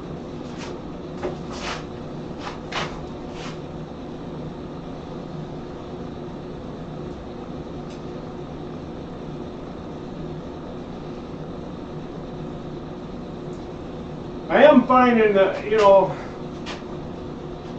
when I took a class recently, the guy told me that he only uses 1018 cold roll. And he never gets any surprises, he calls them.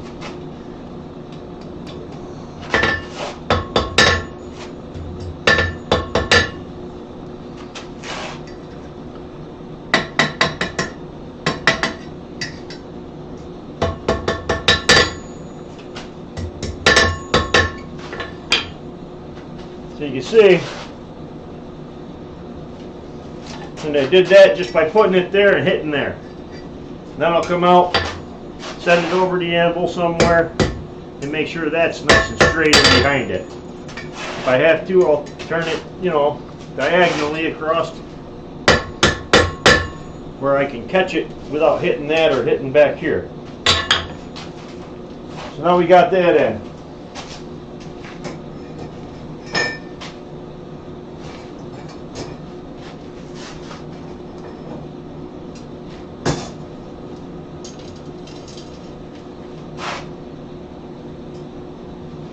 All right.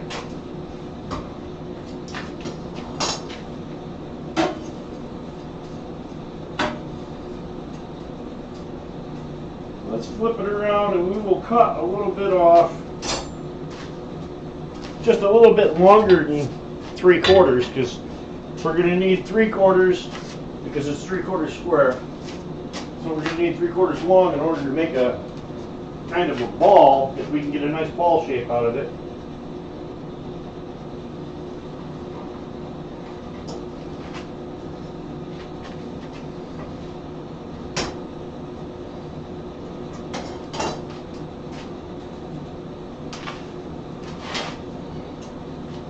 And then we need the stub that's going to run up and hook into here. So I'm going to think probably conservatively maybe 1 inch long. If we cut it off about 1 inch long, we should have enough. So let me put a cutter in here.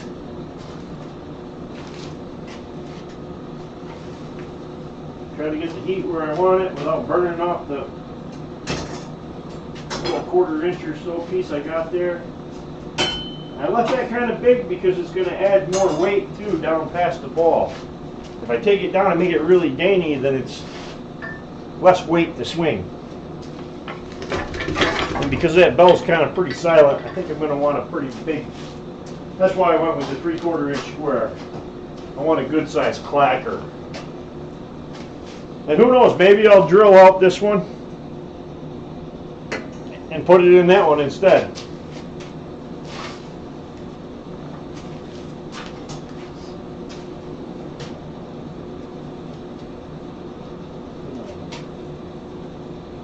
I have a ramshackle collection of misfit tongs.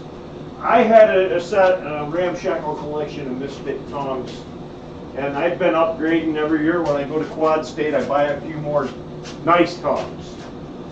But my old tongs, a lot of my old tongs were the Ken's Custom Iron blanks that you just bought. And bent. So I had, you know, a lot of different ones that were, those were just them Ken's Custom Iron tongue blanks that you just take the blank and you round up the reins and put a couple bends in them. And then I've got a whole bunch of just really crap tongs. I mean, that some of them I haven't touched in years, and you know, first started out, I was like, ooh, tongs, ooh, tongs, ooh, tongs. And I was buying absolute garbage tongs, only to find out they don't fit anything well. Alright, we're starting to get some good heat up in there. I might keep them in the 3/4 tong for this.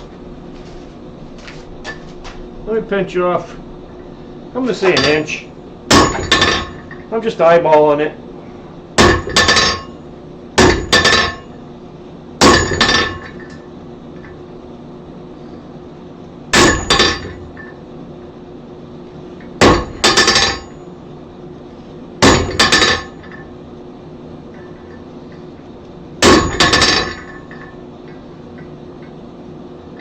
Working my way around.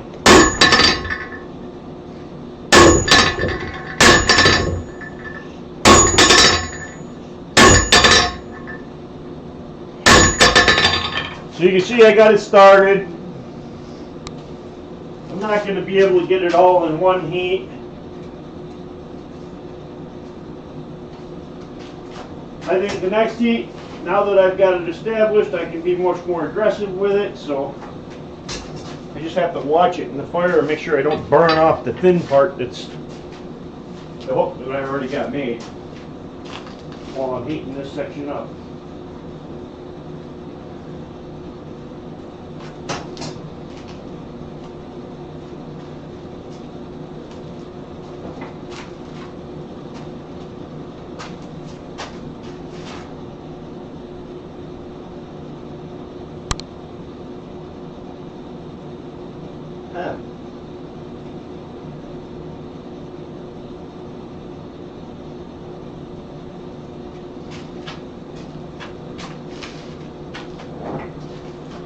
Alright.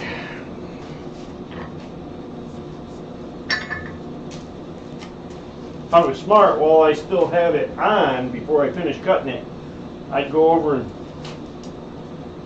yeah, while I can get a good grip on it, I'll go fuller just up past my cut.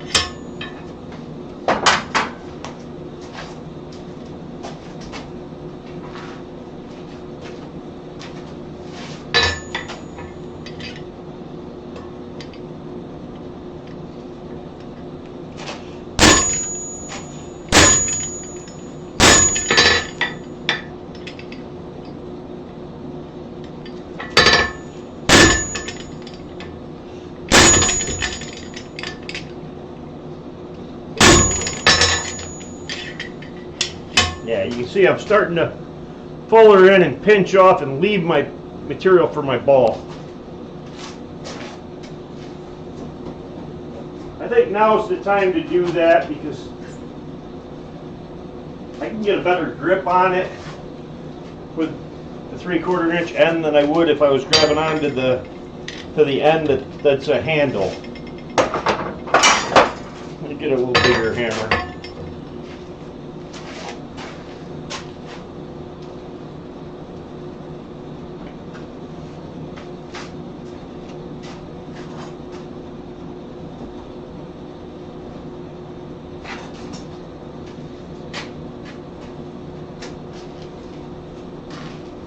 It was cold. I came down here, my feet were cold. I ended up taking a piece of like 1/2 inch plate, 1/2 by 12, like 2 foot long, set it on top of my forge, and then let it warm up, and set it on the ground. And I was standing on it earlier to keep my feet warm.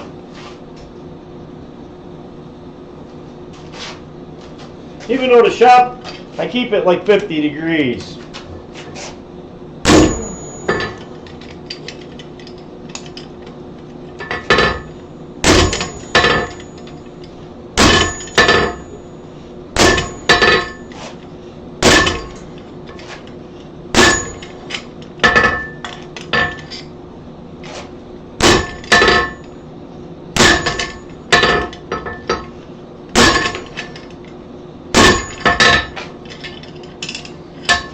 You can see it's coming down, and I'm leaving some material to stretch out.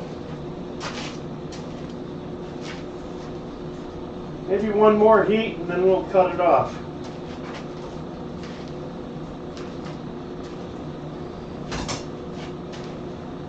And then once I can grab the other end and put that short end in the fire, it'll heat up a little better, faster. Right now I kind of got it over on the edge to keep it from burning off that hook.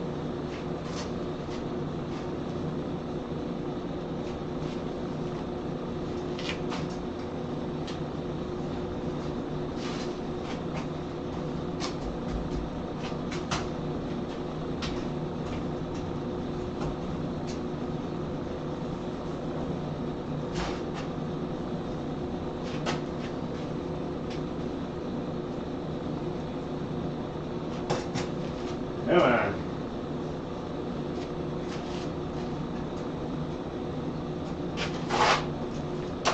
All right, one more heat.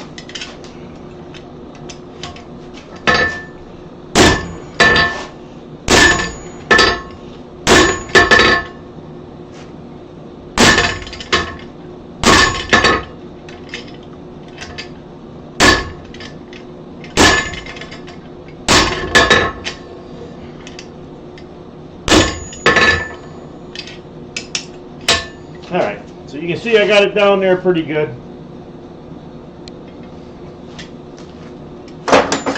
Put that away, put this back in. Get a good heat on it, finish cutting it off. Don't know if I'm going to get all the way through it in one heat. Still got quite a bit of bar there. Not going to use that hammer. Yeah, I could, I suppose. Might make it go faster.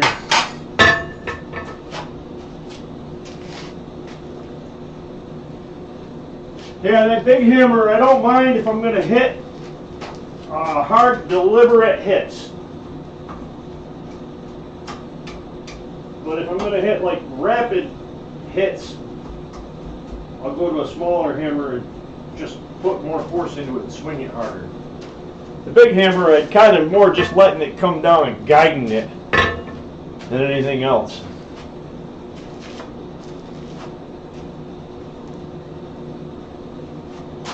That one there's about 5.5 pounds. Nope, sorry, 4.5 pounds. Nope, that's the 5.5. This is the 4.5. I made them years ago.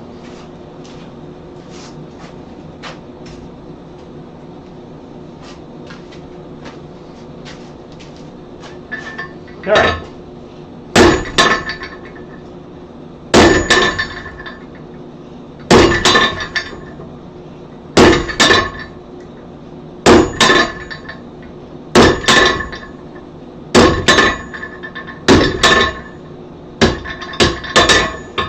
Okay, so we're just about cut off. I'll just grab it and wiggle it off.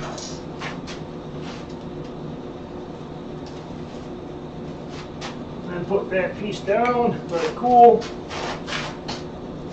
this back in the fire. There, now it's more better. Get it in the fire and not have to put it along the edge to heat up the big spot and let the little spot not burn.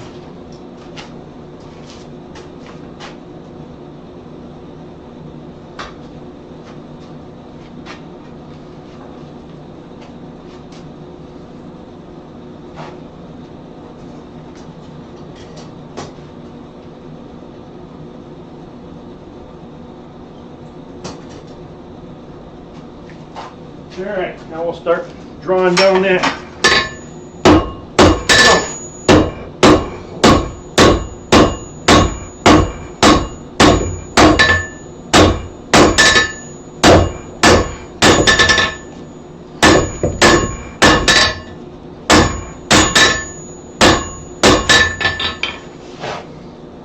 Piece of scale. So we're drawing that chunk down. Leaving that block there, we'll end up turning that block into a ball, or as close as I can get to one.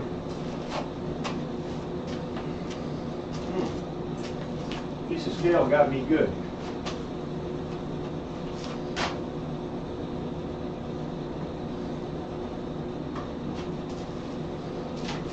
All right. Dig in, dig in, dig in.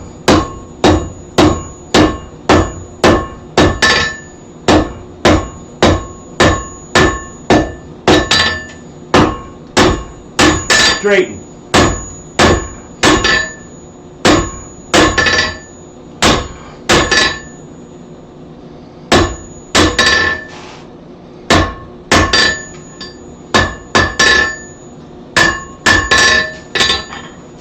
So you see I'm starting to draw that out.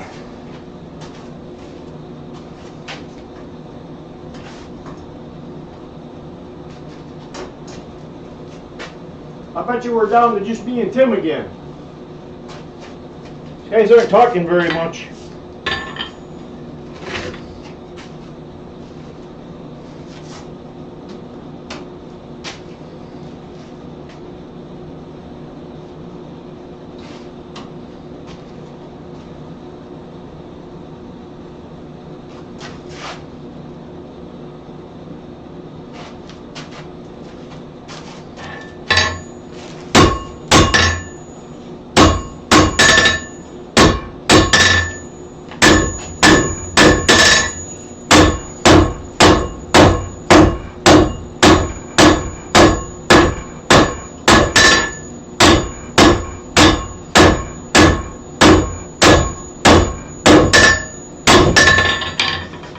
Drawing it out.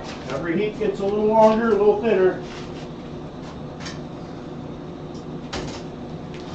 Alright, well Kevin's back. Yeah, anyway, Kevin, I saw your comment up farther, and I was saying that I've been going to Quadscape the last few years and getting buying a few pairs of tongs each year. And getting a collection of decent tongs, but for years most of my tongs were the Ken's Custom Iron tong blanks.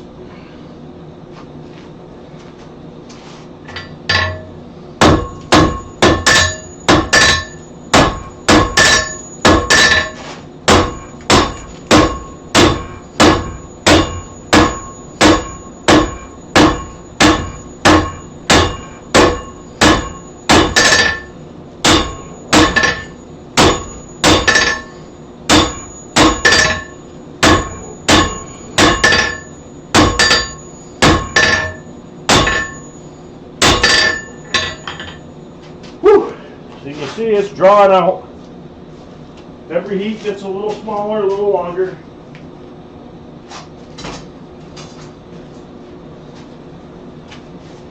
Because I know that needs to be, it needs to come up to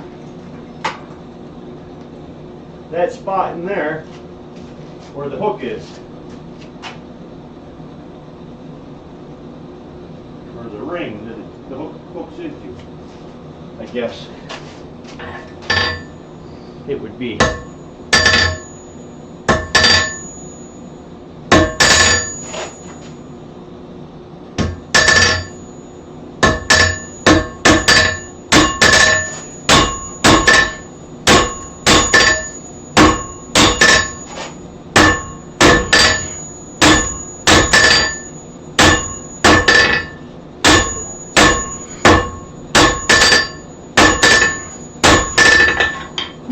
So we're getting there.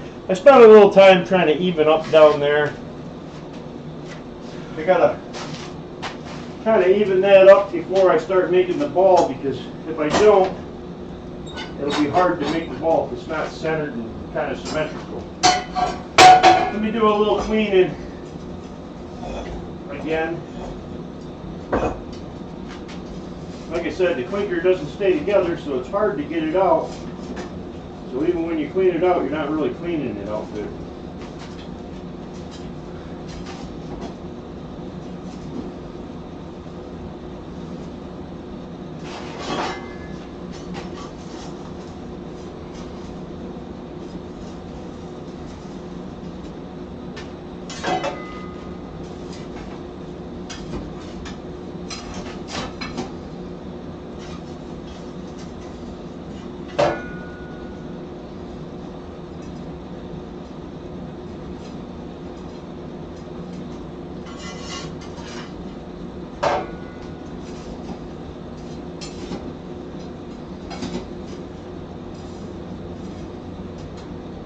I'll be glad when I burn through a bunch of this stuff and I get back into, I've got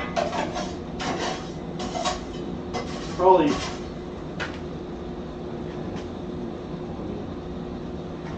30 bags of coal there, and probably 10 or 15 more are this coal that I'm using now, but there's probably a good 10 bags of really good stuff in behind it. But I can't wait till I get back into that stuff, because it didn't make anywhere near as much clinker.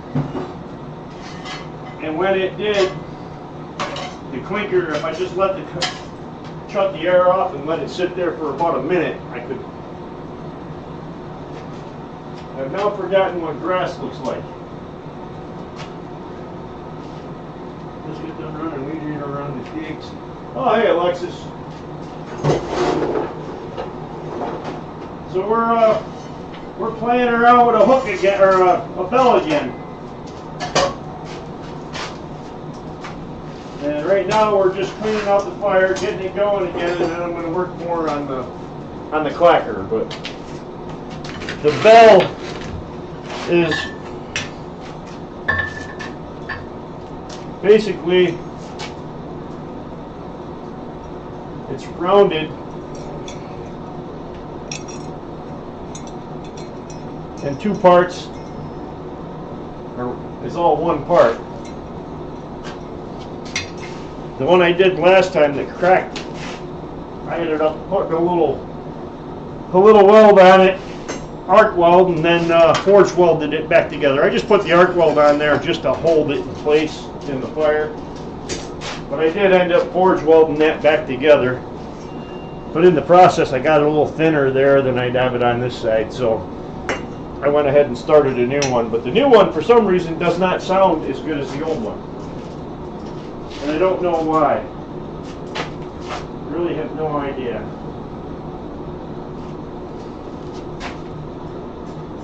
Alright. Let's get her back in there and get her done.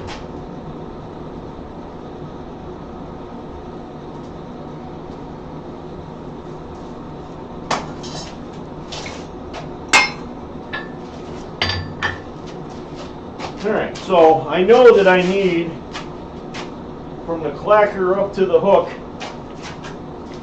I am going to need, keeping an eye on it,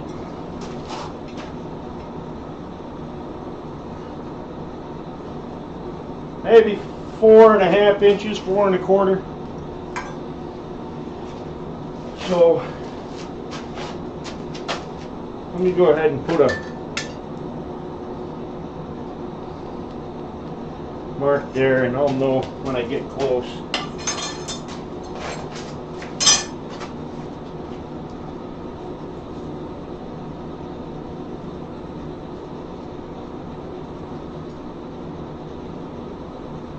There. Keep working it down. I need a little more length so that I can make the hook.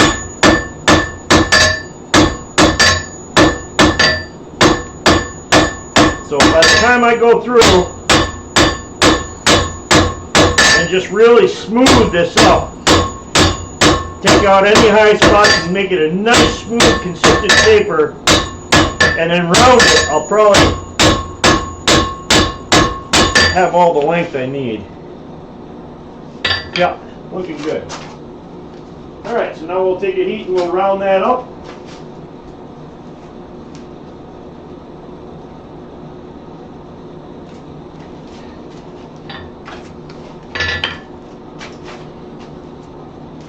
And then we'll start making the ball that we left, well, the chunk that we left, making that into a ball. Alright, so let's round it.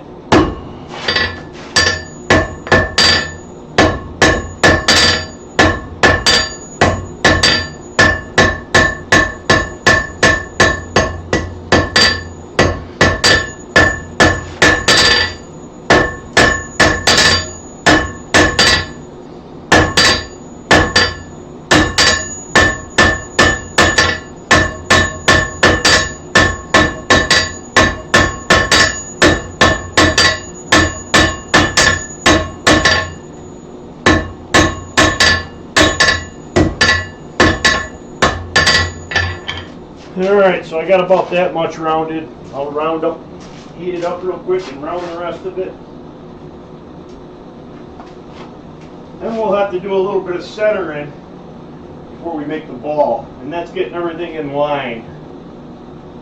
And we may do some of that at the vise.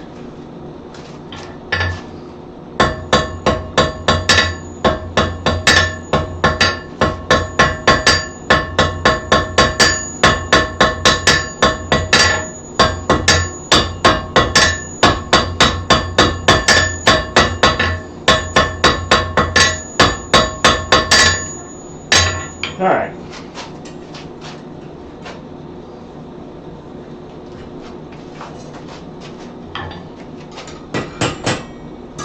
That looks pretty good there.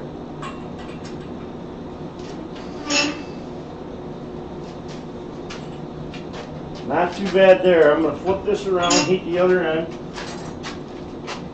Be careful not to burn off my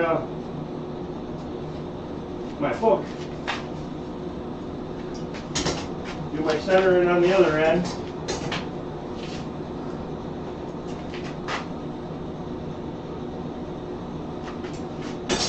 I'll get out my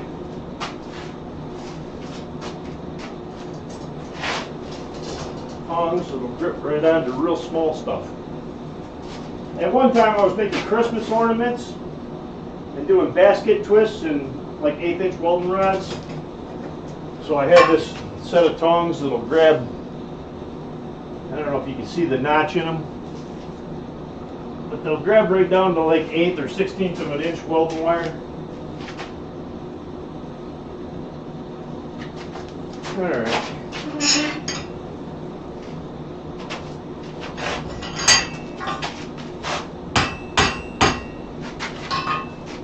Okay.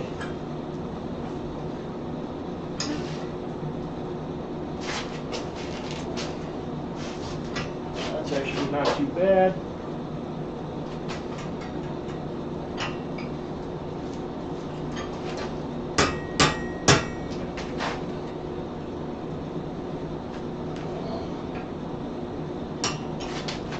Alright, that heat was just trying to straighten everything and get everything back in line before I start trying to make a ball out of this. Alright, here we go.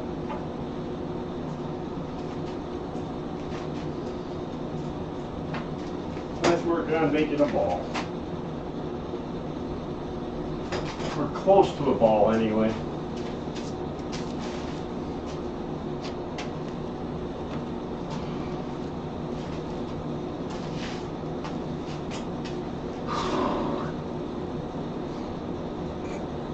One of the other things I did notice on my other bells that I made was that on the inside I went in and I took a die grinder and a burr tool and just went in and cleaned all the scale off, and it made it ring better.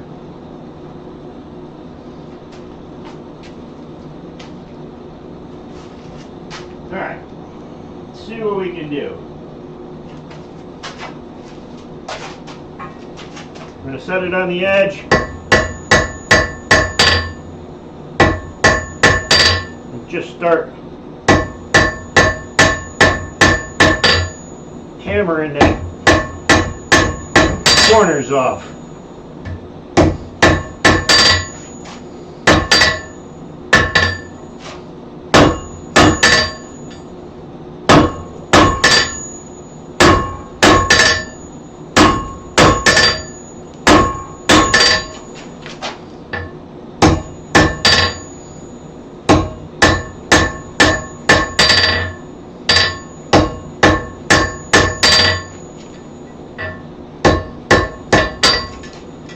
Okay.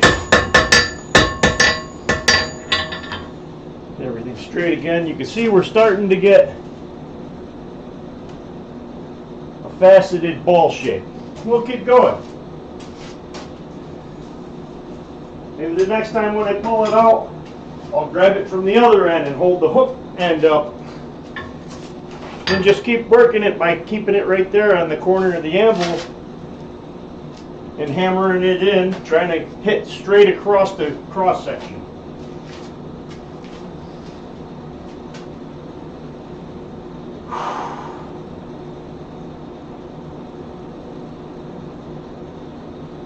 brought one pair of pants.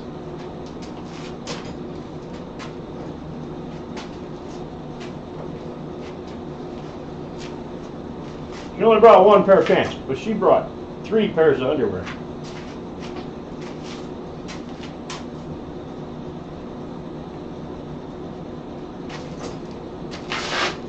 Alright. Flip it and grab it from the other end.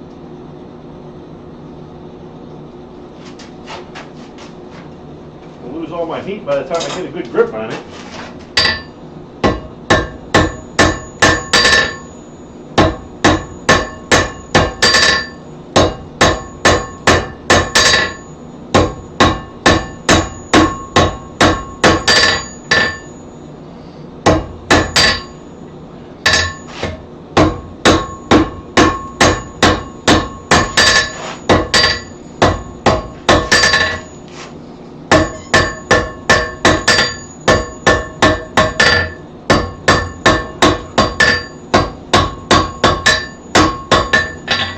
You can see it's starting to ball up. If I really keep working at it, I can get some of that oval to come out of it and have it turn into a more spherical ball, but probably for a clacker I'm not going to bother. I'm just going to kind of make it look semi-round ovalish.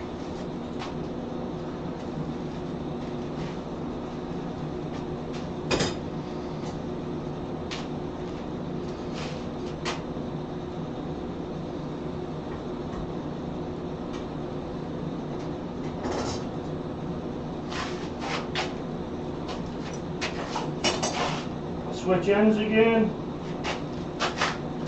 Come in, do the same thing.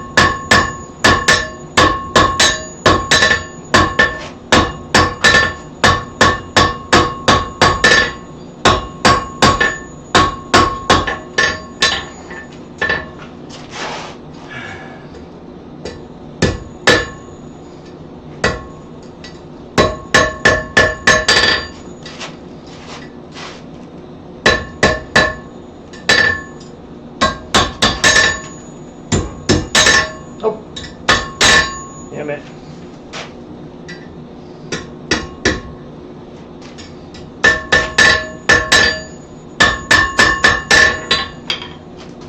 You can see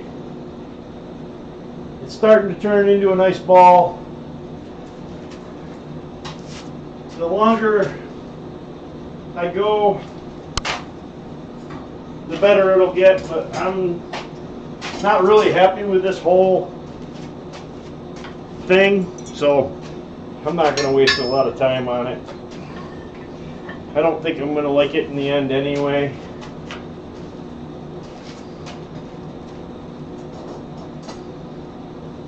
So I think I'm going to skip right ahead and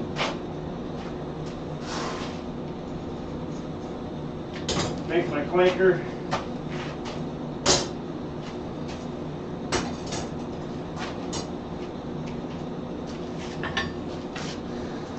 Try to get it fitted to just the right height.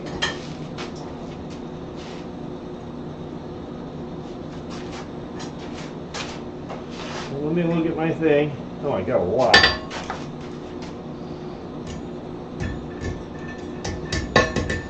I need to heat more out there on the end.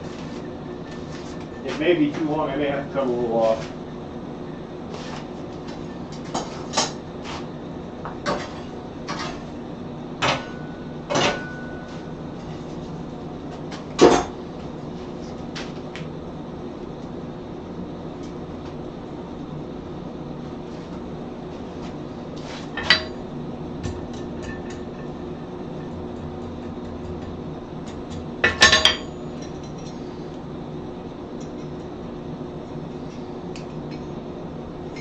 Okay, that's too far, so it is a little too long.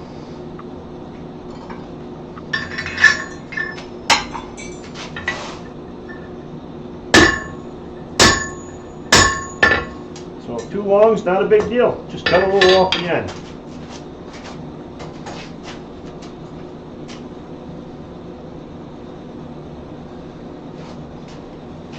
In my opinion, being too long is, well, it's better than being too short.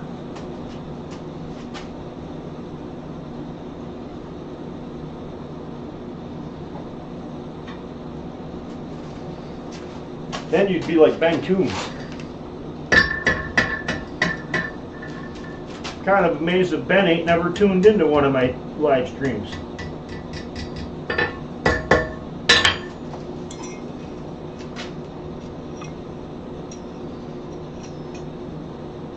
That looks pretty good right there.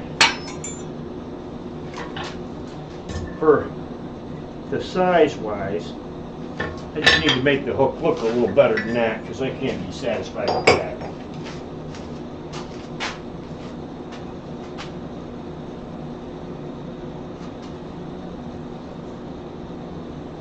The bell punt, the other one, this is another one. I made another one. The one that I broke before actually is sitting over there, and I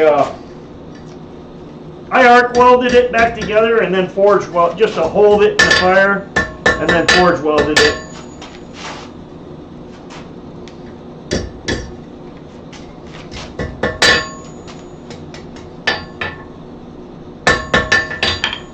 So I'll take another heat and I'll make that look a little better.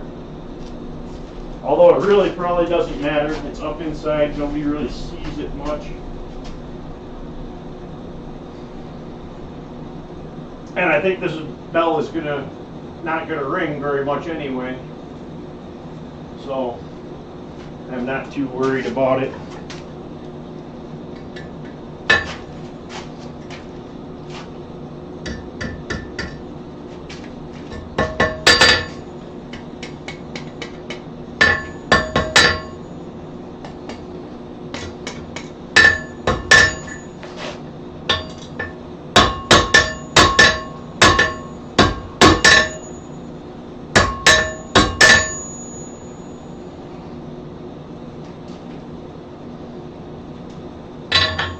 Alright, so we got a reasonably decent looking hook on the end there.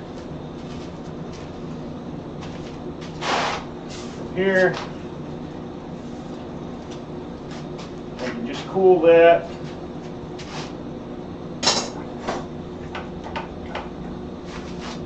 Yeah, this one I forge welded it back, I tack welded it just to hold it in the fire, and I forge welded it back together. And then I went ahead and made this one and didn't have any problems. I approached it a little differently, obviously, or I would have had the same problems. But now I got to open this up just a little bit. It's small welding wire, and I'll just open it up a little with my tongs. Squish it back down.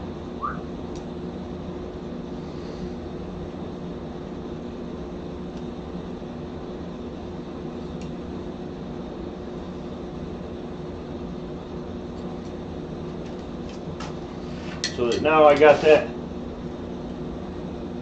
flanker hanging on there, and you can see I put a hole in the top of that, and this whole thing is supposed to hang on a string. Okay, well that isn't going to work. Alright, let me figure out how I'm going to do this. Put this in here. There we go. Now get it in there. Now close this loop up. I'll just do that with a pair of tongs.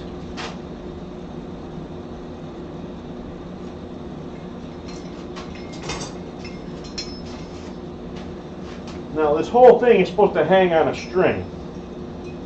And my clanker, you can see my clanker is, you can see where it comes out. It's right at the bottom, which I guess is where you'd want it for the most amount of ring. I don't know if you can see it. So the clanker is right at the bottom. But this has no ring. I don't understand it, why this one doesn't and that one does. And even if I hang it so that I'm not grabbing it, because that'll kill some of the resonance.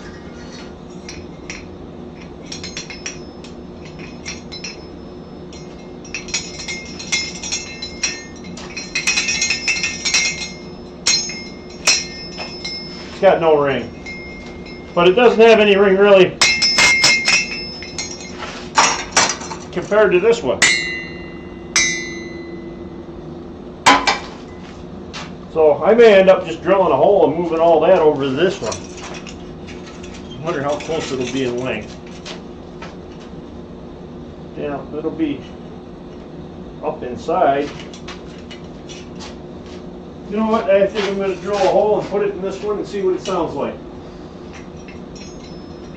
But yeah, I fixed the bell part just by forge welding it back. I put a little tack weld to hold it in the fire, and then I forge welded it back together. But this ended up real thin compared to that side, which is why I didn't care for it. So I went ahead and made the new one. But this one rings and that one doesn't. And that one's got a ring, and if I pull the clacker and everything out of this one, it doesn't have any ring. I could try heating it up and then pulling it out and cooling it, quenching it, and see if that actually gives it any hardness at all that'll make it ring better. But I don't know if it will. But I got nothing to lose, because it don't ring now. Let me set that clacker there. Let's try that. Let's heat this up. Get the whole thing glowing pretty good and quench it. And hopefully we don't twist it and misshape it while we're doing it.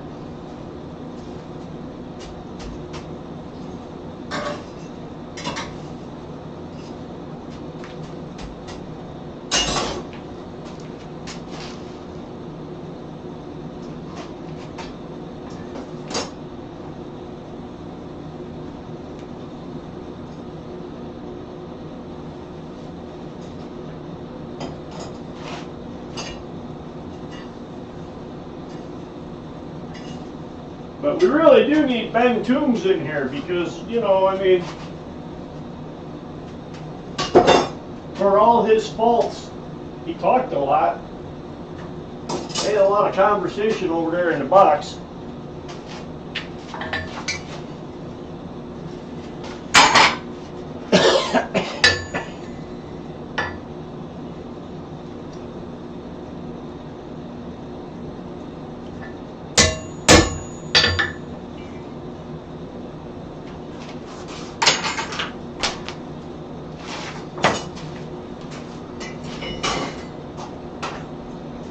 Come over here and we'll just pop a hole in here real quick and see if it changes anything.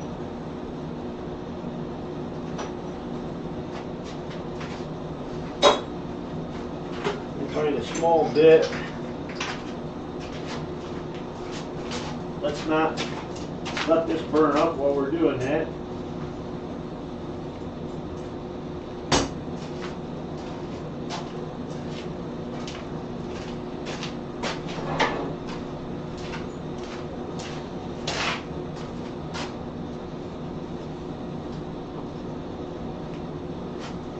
All right.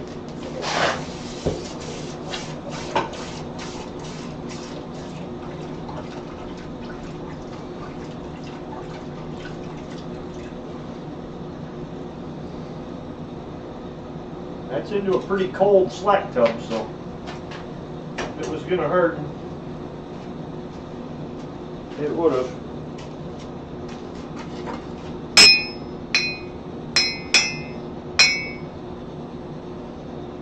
About the same. That's got a little bit of ring. Not as good as the other one. Alright, where's the other one? Right here. We need a small bit.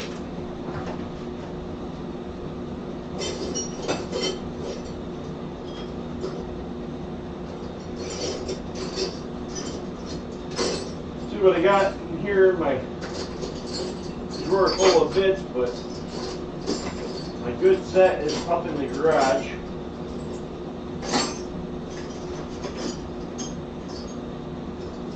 I'm not sure how small I got.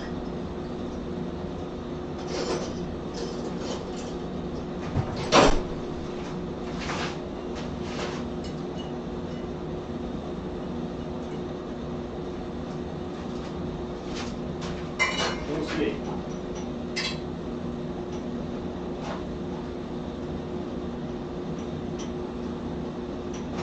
Intelligent conversation takes up less space. Are you trying to say that Ben Toombs is unintelligent?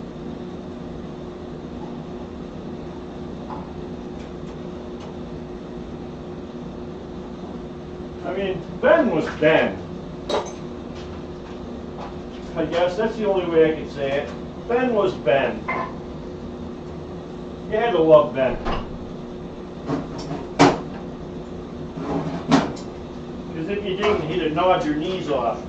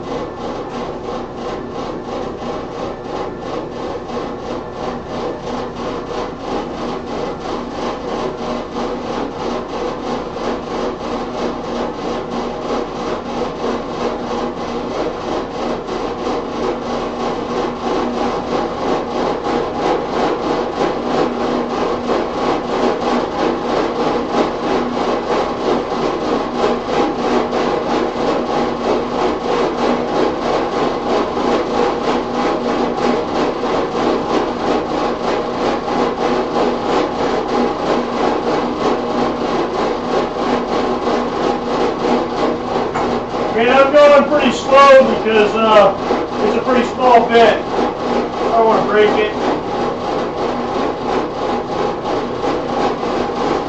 And it's not real hard. It's peeling out pretty good.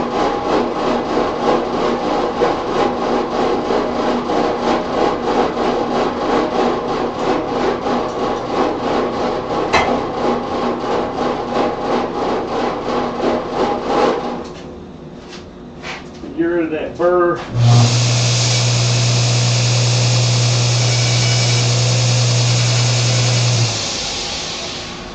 Alright, so here's our other one. Just curious. Like putting that hole in there changes it.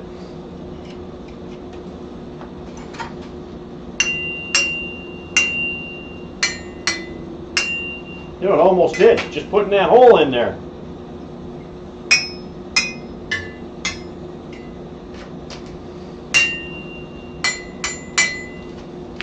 So I gotta tell you,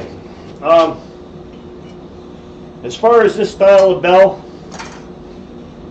maybe if you made it much bigger, spread this out a lot more, you know, made it about that long and, you know, that big around, maybe you'd get more resonance out of it, but what I'm getting right now, it's a lot of work to make a bell that doesn't ring.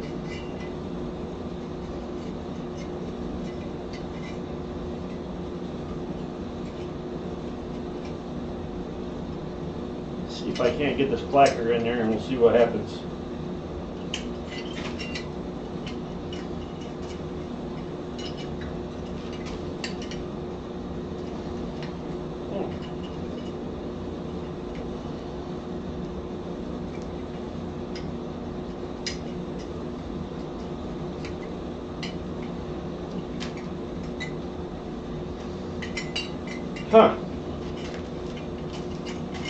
This is, I probably got to make a longer one of these rods. Because that one is a little too short. And it doesn't want to go in. It's right at that pinch point. I'm almost wondering if I pinch it in there, if it's going to change and take some of the resonance away as well.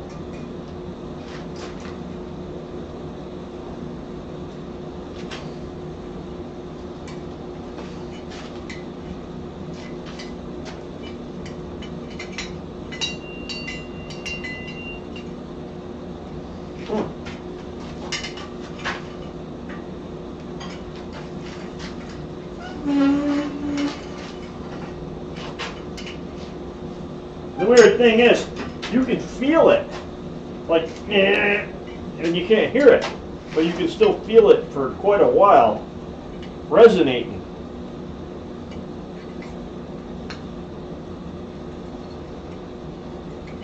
Which is kind of really weird. Okay, there, now it's in there.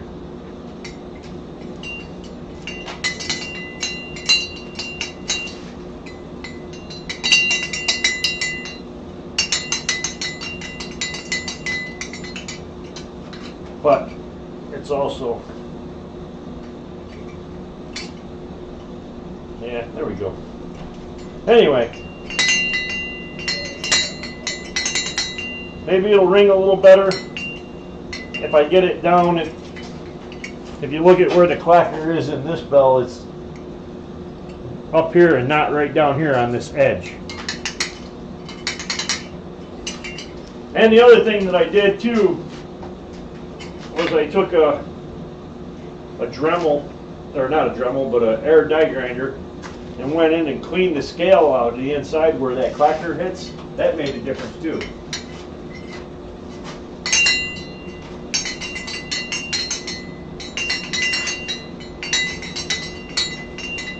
And then, let's see if I got somewhere I can hang it from.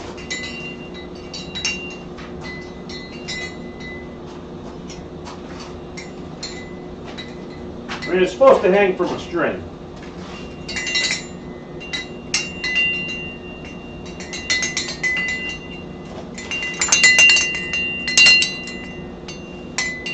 It's almost like the other one that I made, the other bell that I made that hung out and had the loop on it. When I cut that off, it sounded better. I think this one will be the same.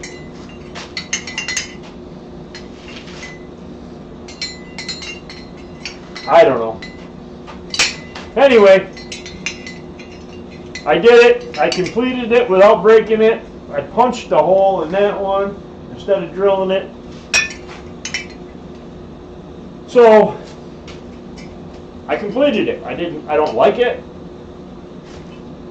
I'm not really sure what I'll do to make it better. I mean, everything I can think of is just theories. Like, at first I thought if I made this shorter and smaller and thinner here than that one, that would give it more resonance, because this stiff part would be less, and this part out here that's much, much thinner than this one would make it resonate more, but it didn't.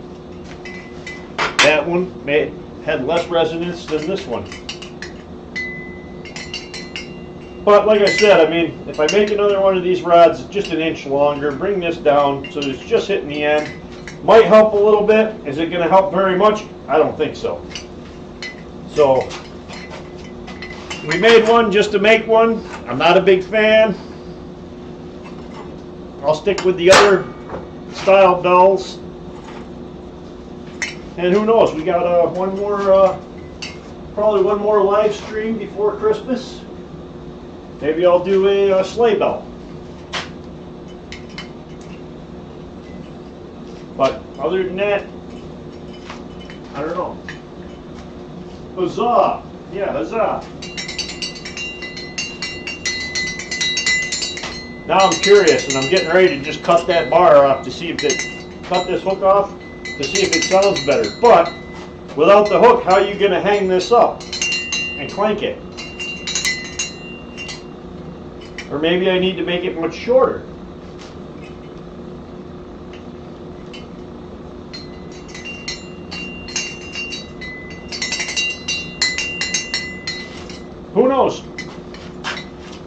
be honest with you, I'm kind of going to call both of them a failure and probably just move on and not bother with them anymore. I mean, if you were here last week and you saw the stream, I broke 2 of them getting it to that point without the clanker. And today, before the stream, I went ahead and made this one. And I just left the material in the center. I actually left less material in the center. I left 1 inch instead of 2 inches because I thought this was too big and too much. And then I left more material, and I didn't neck it down as far with the fuller before I started doing all the drawing out. So that I wasn't doing a bunch of drawing out after it was already real thin. But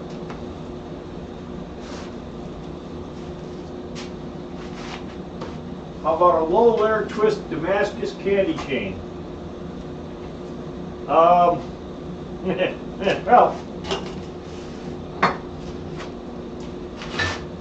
I got this piece here that I could make a candy cane out of. This is about, I don't remember how many layers, but this is a twist Damascus. I mean, I could make it smaller, put more twist in it. It's already half done.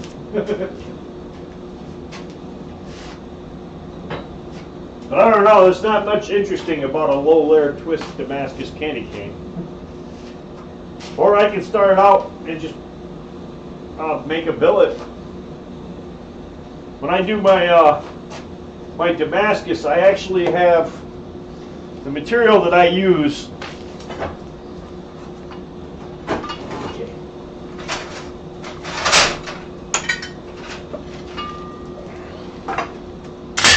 Is this, and oh boy, let me try to get back in here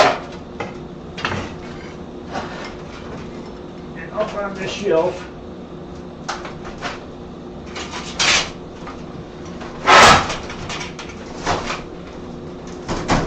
Try not to die. Oh, all right. So. Alright, when I make my Damascus, I have these pieces. It's basically like a little under 1/8 of an inch thick. It is 3 inches wide. 3 inches wide and maybe, I don't know, 16 inches long. These were flat springs out of a machine where I used to work.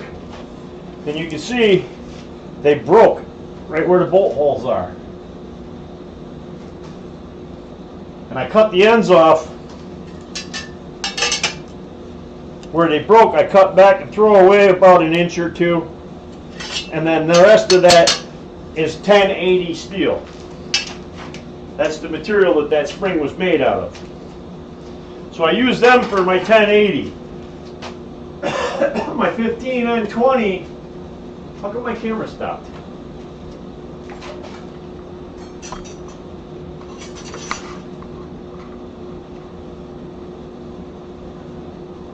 Oh, it's my farther back camera.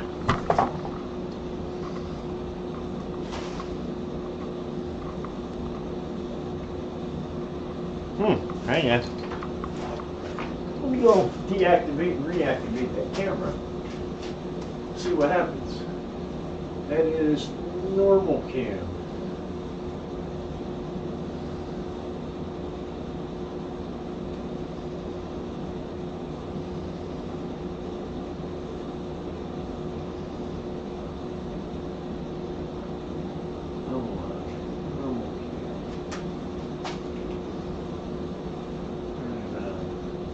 Yeah, I probably have to shut off OBS to get that other camera to work. Sorry, guys. But anyway, if you saw on this camera, that's the 1080. This pieces, they were flat springs out of a machine. I'm actually running out of them, and I don't have a source for them anymore. And I'll have to start actually buying real steel. But I do know what them are because I took them down to the lab and we cut off a piece and we put it in the spectrometer and tested it. And then for my 15N20, I use Udahome saw blades. These blades are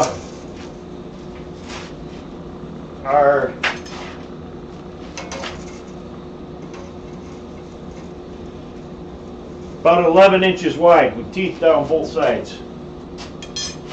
I get these. A guy showed up at one of our meets and he had these in chunks. These are about 2 foot long and he was selling them for like $5 a chunk. And he had a bunch that were longer than this. They're like 3 feet long and he wanted like $7 on them or something. And I ended up buying every piece that he had in his truck when I got to his truck. A couple other people bought some pieces ahead of me, and when I got there, I bought everything he had left still. And I've been using them saw blades for quite some time. But anyway, guys, I don't know what time it is. It's almost 9. I'm going to call it. And I'll see you guys around next time. Maybe next week. I've been trying to do them Sundays at 6 o'clock. I may move that up. May move it up to 5. I'm not sure. We'll see. All right.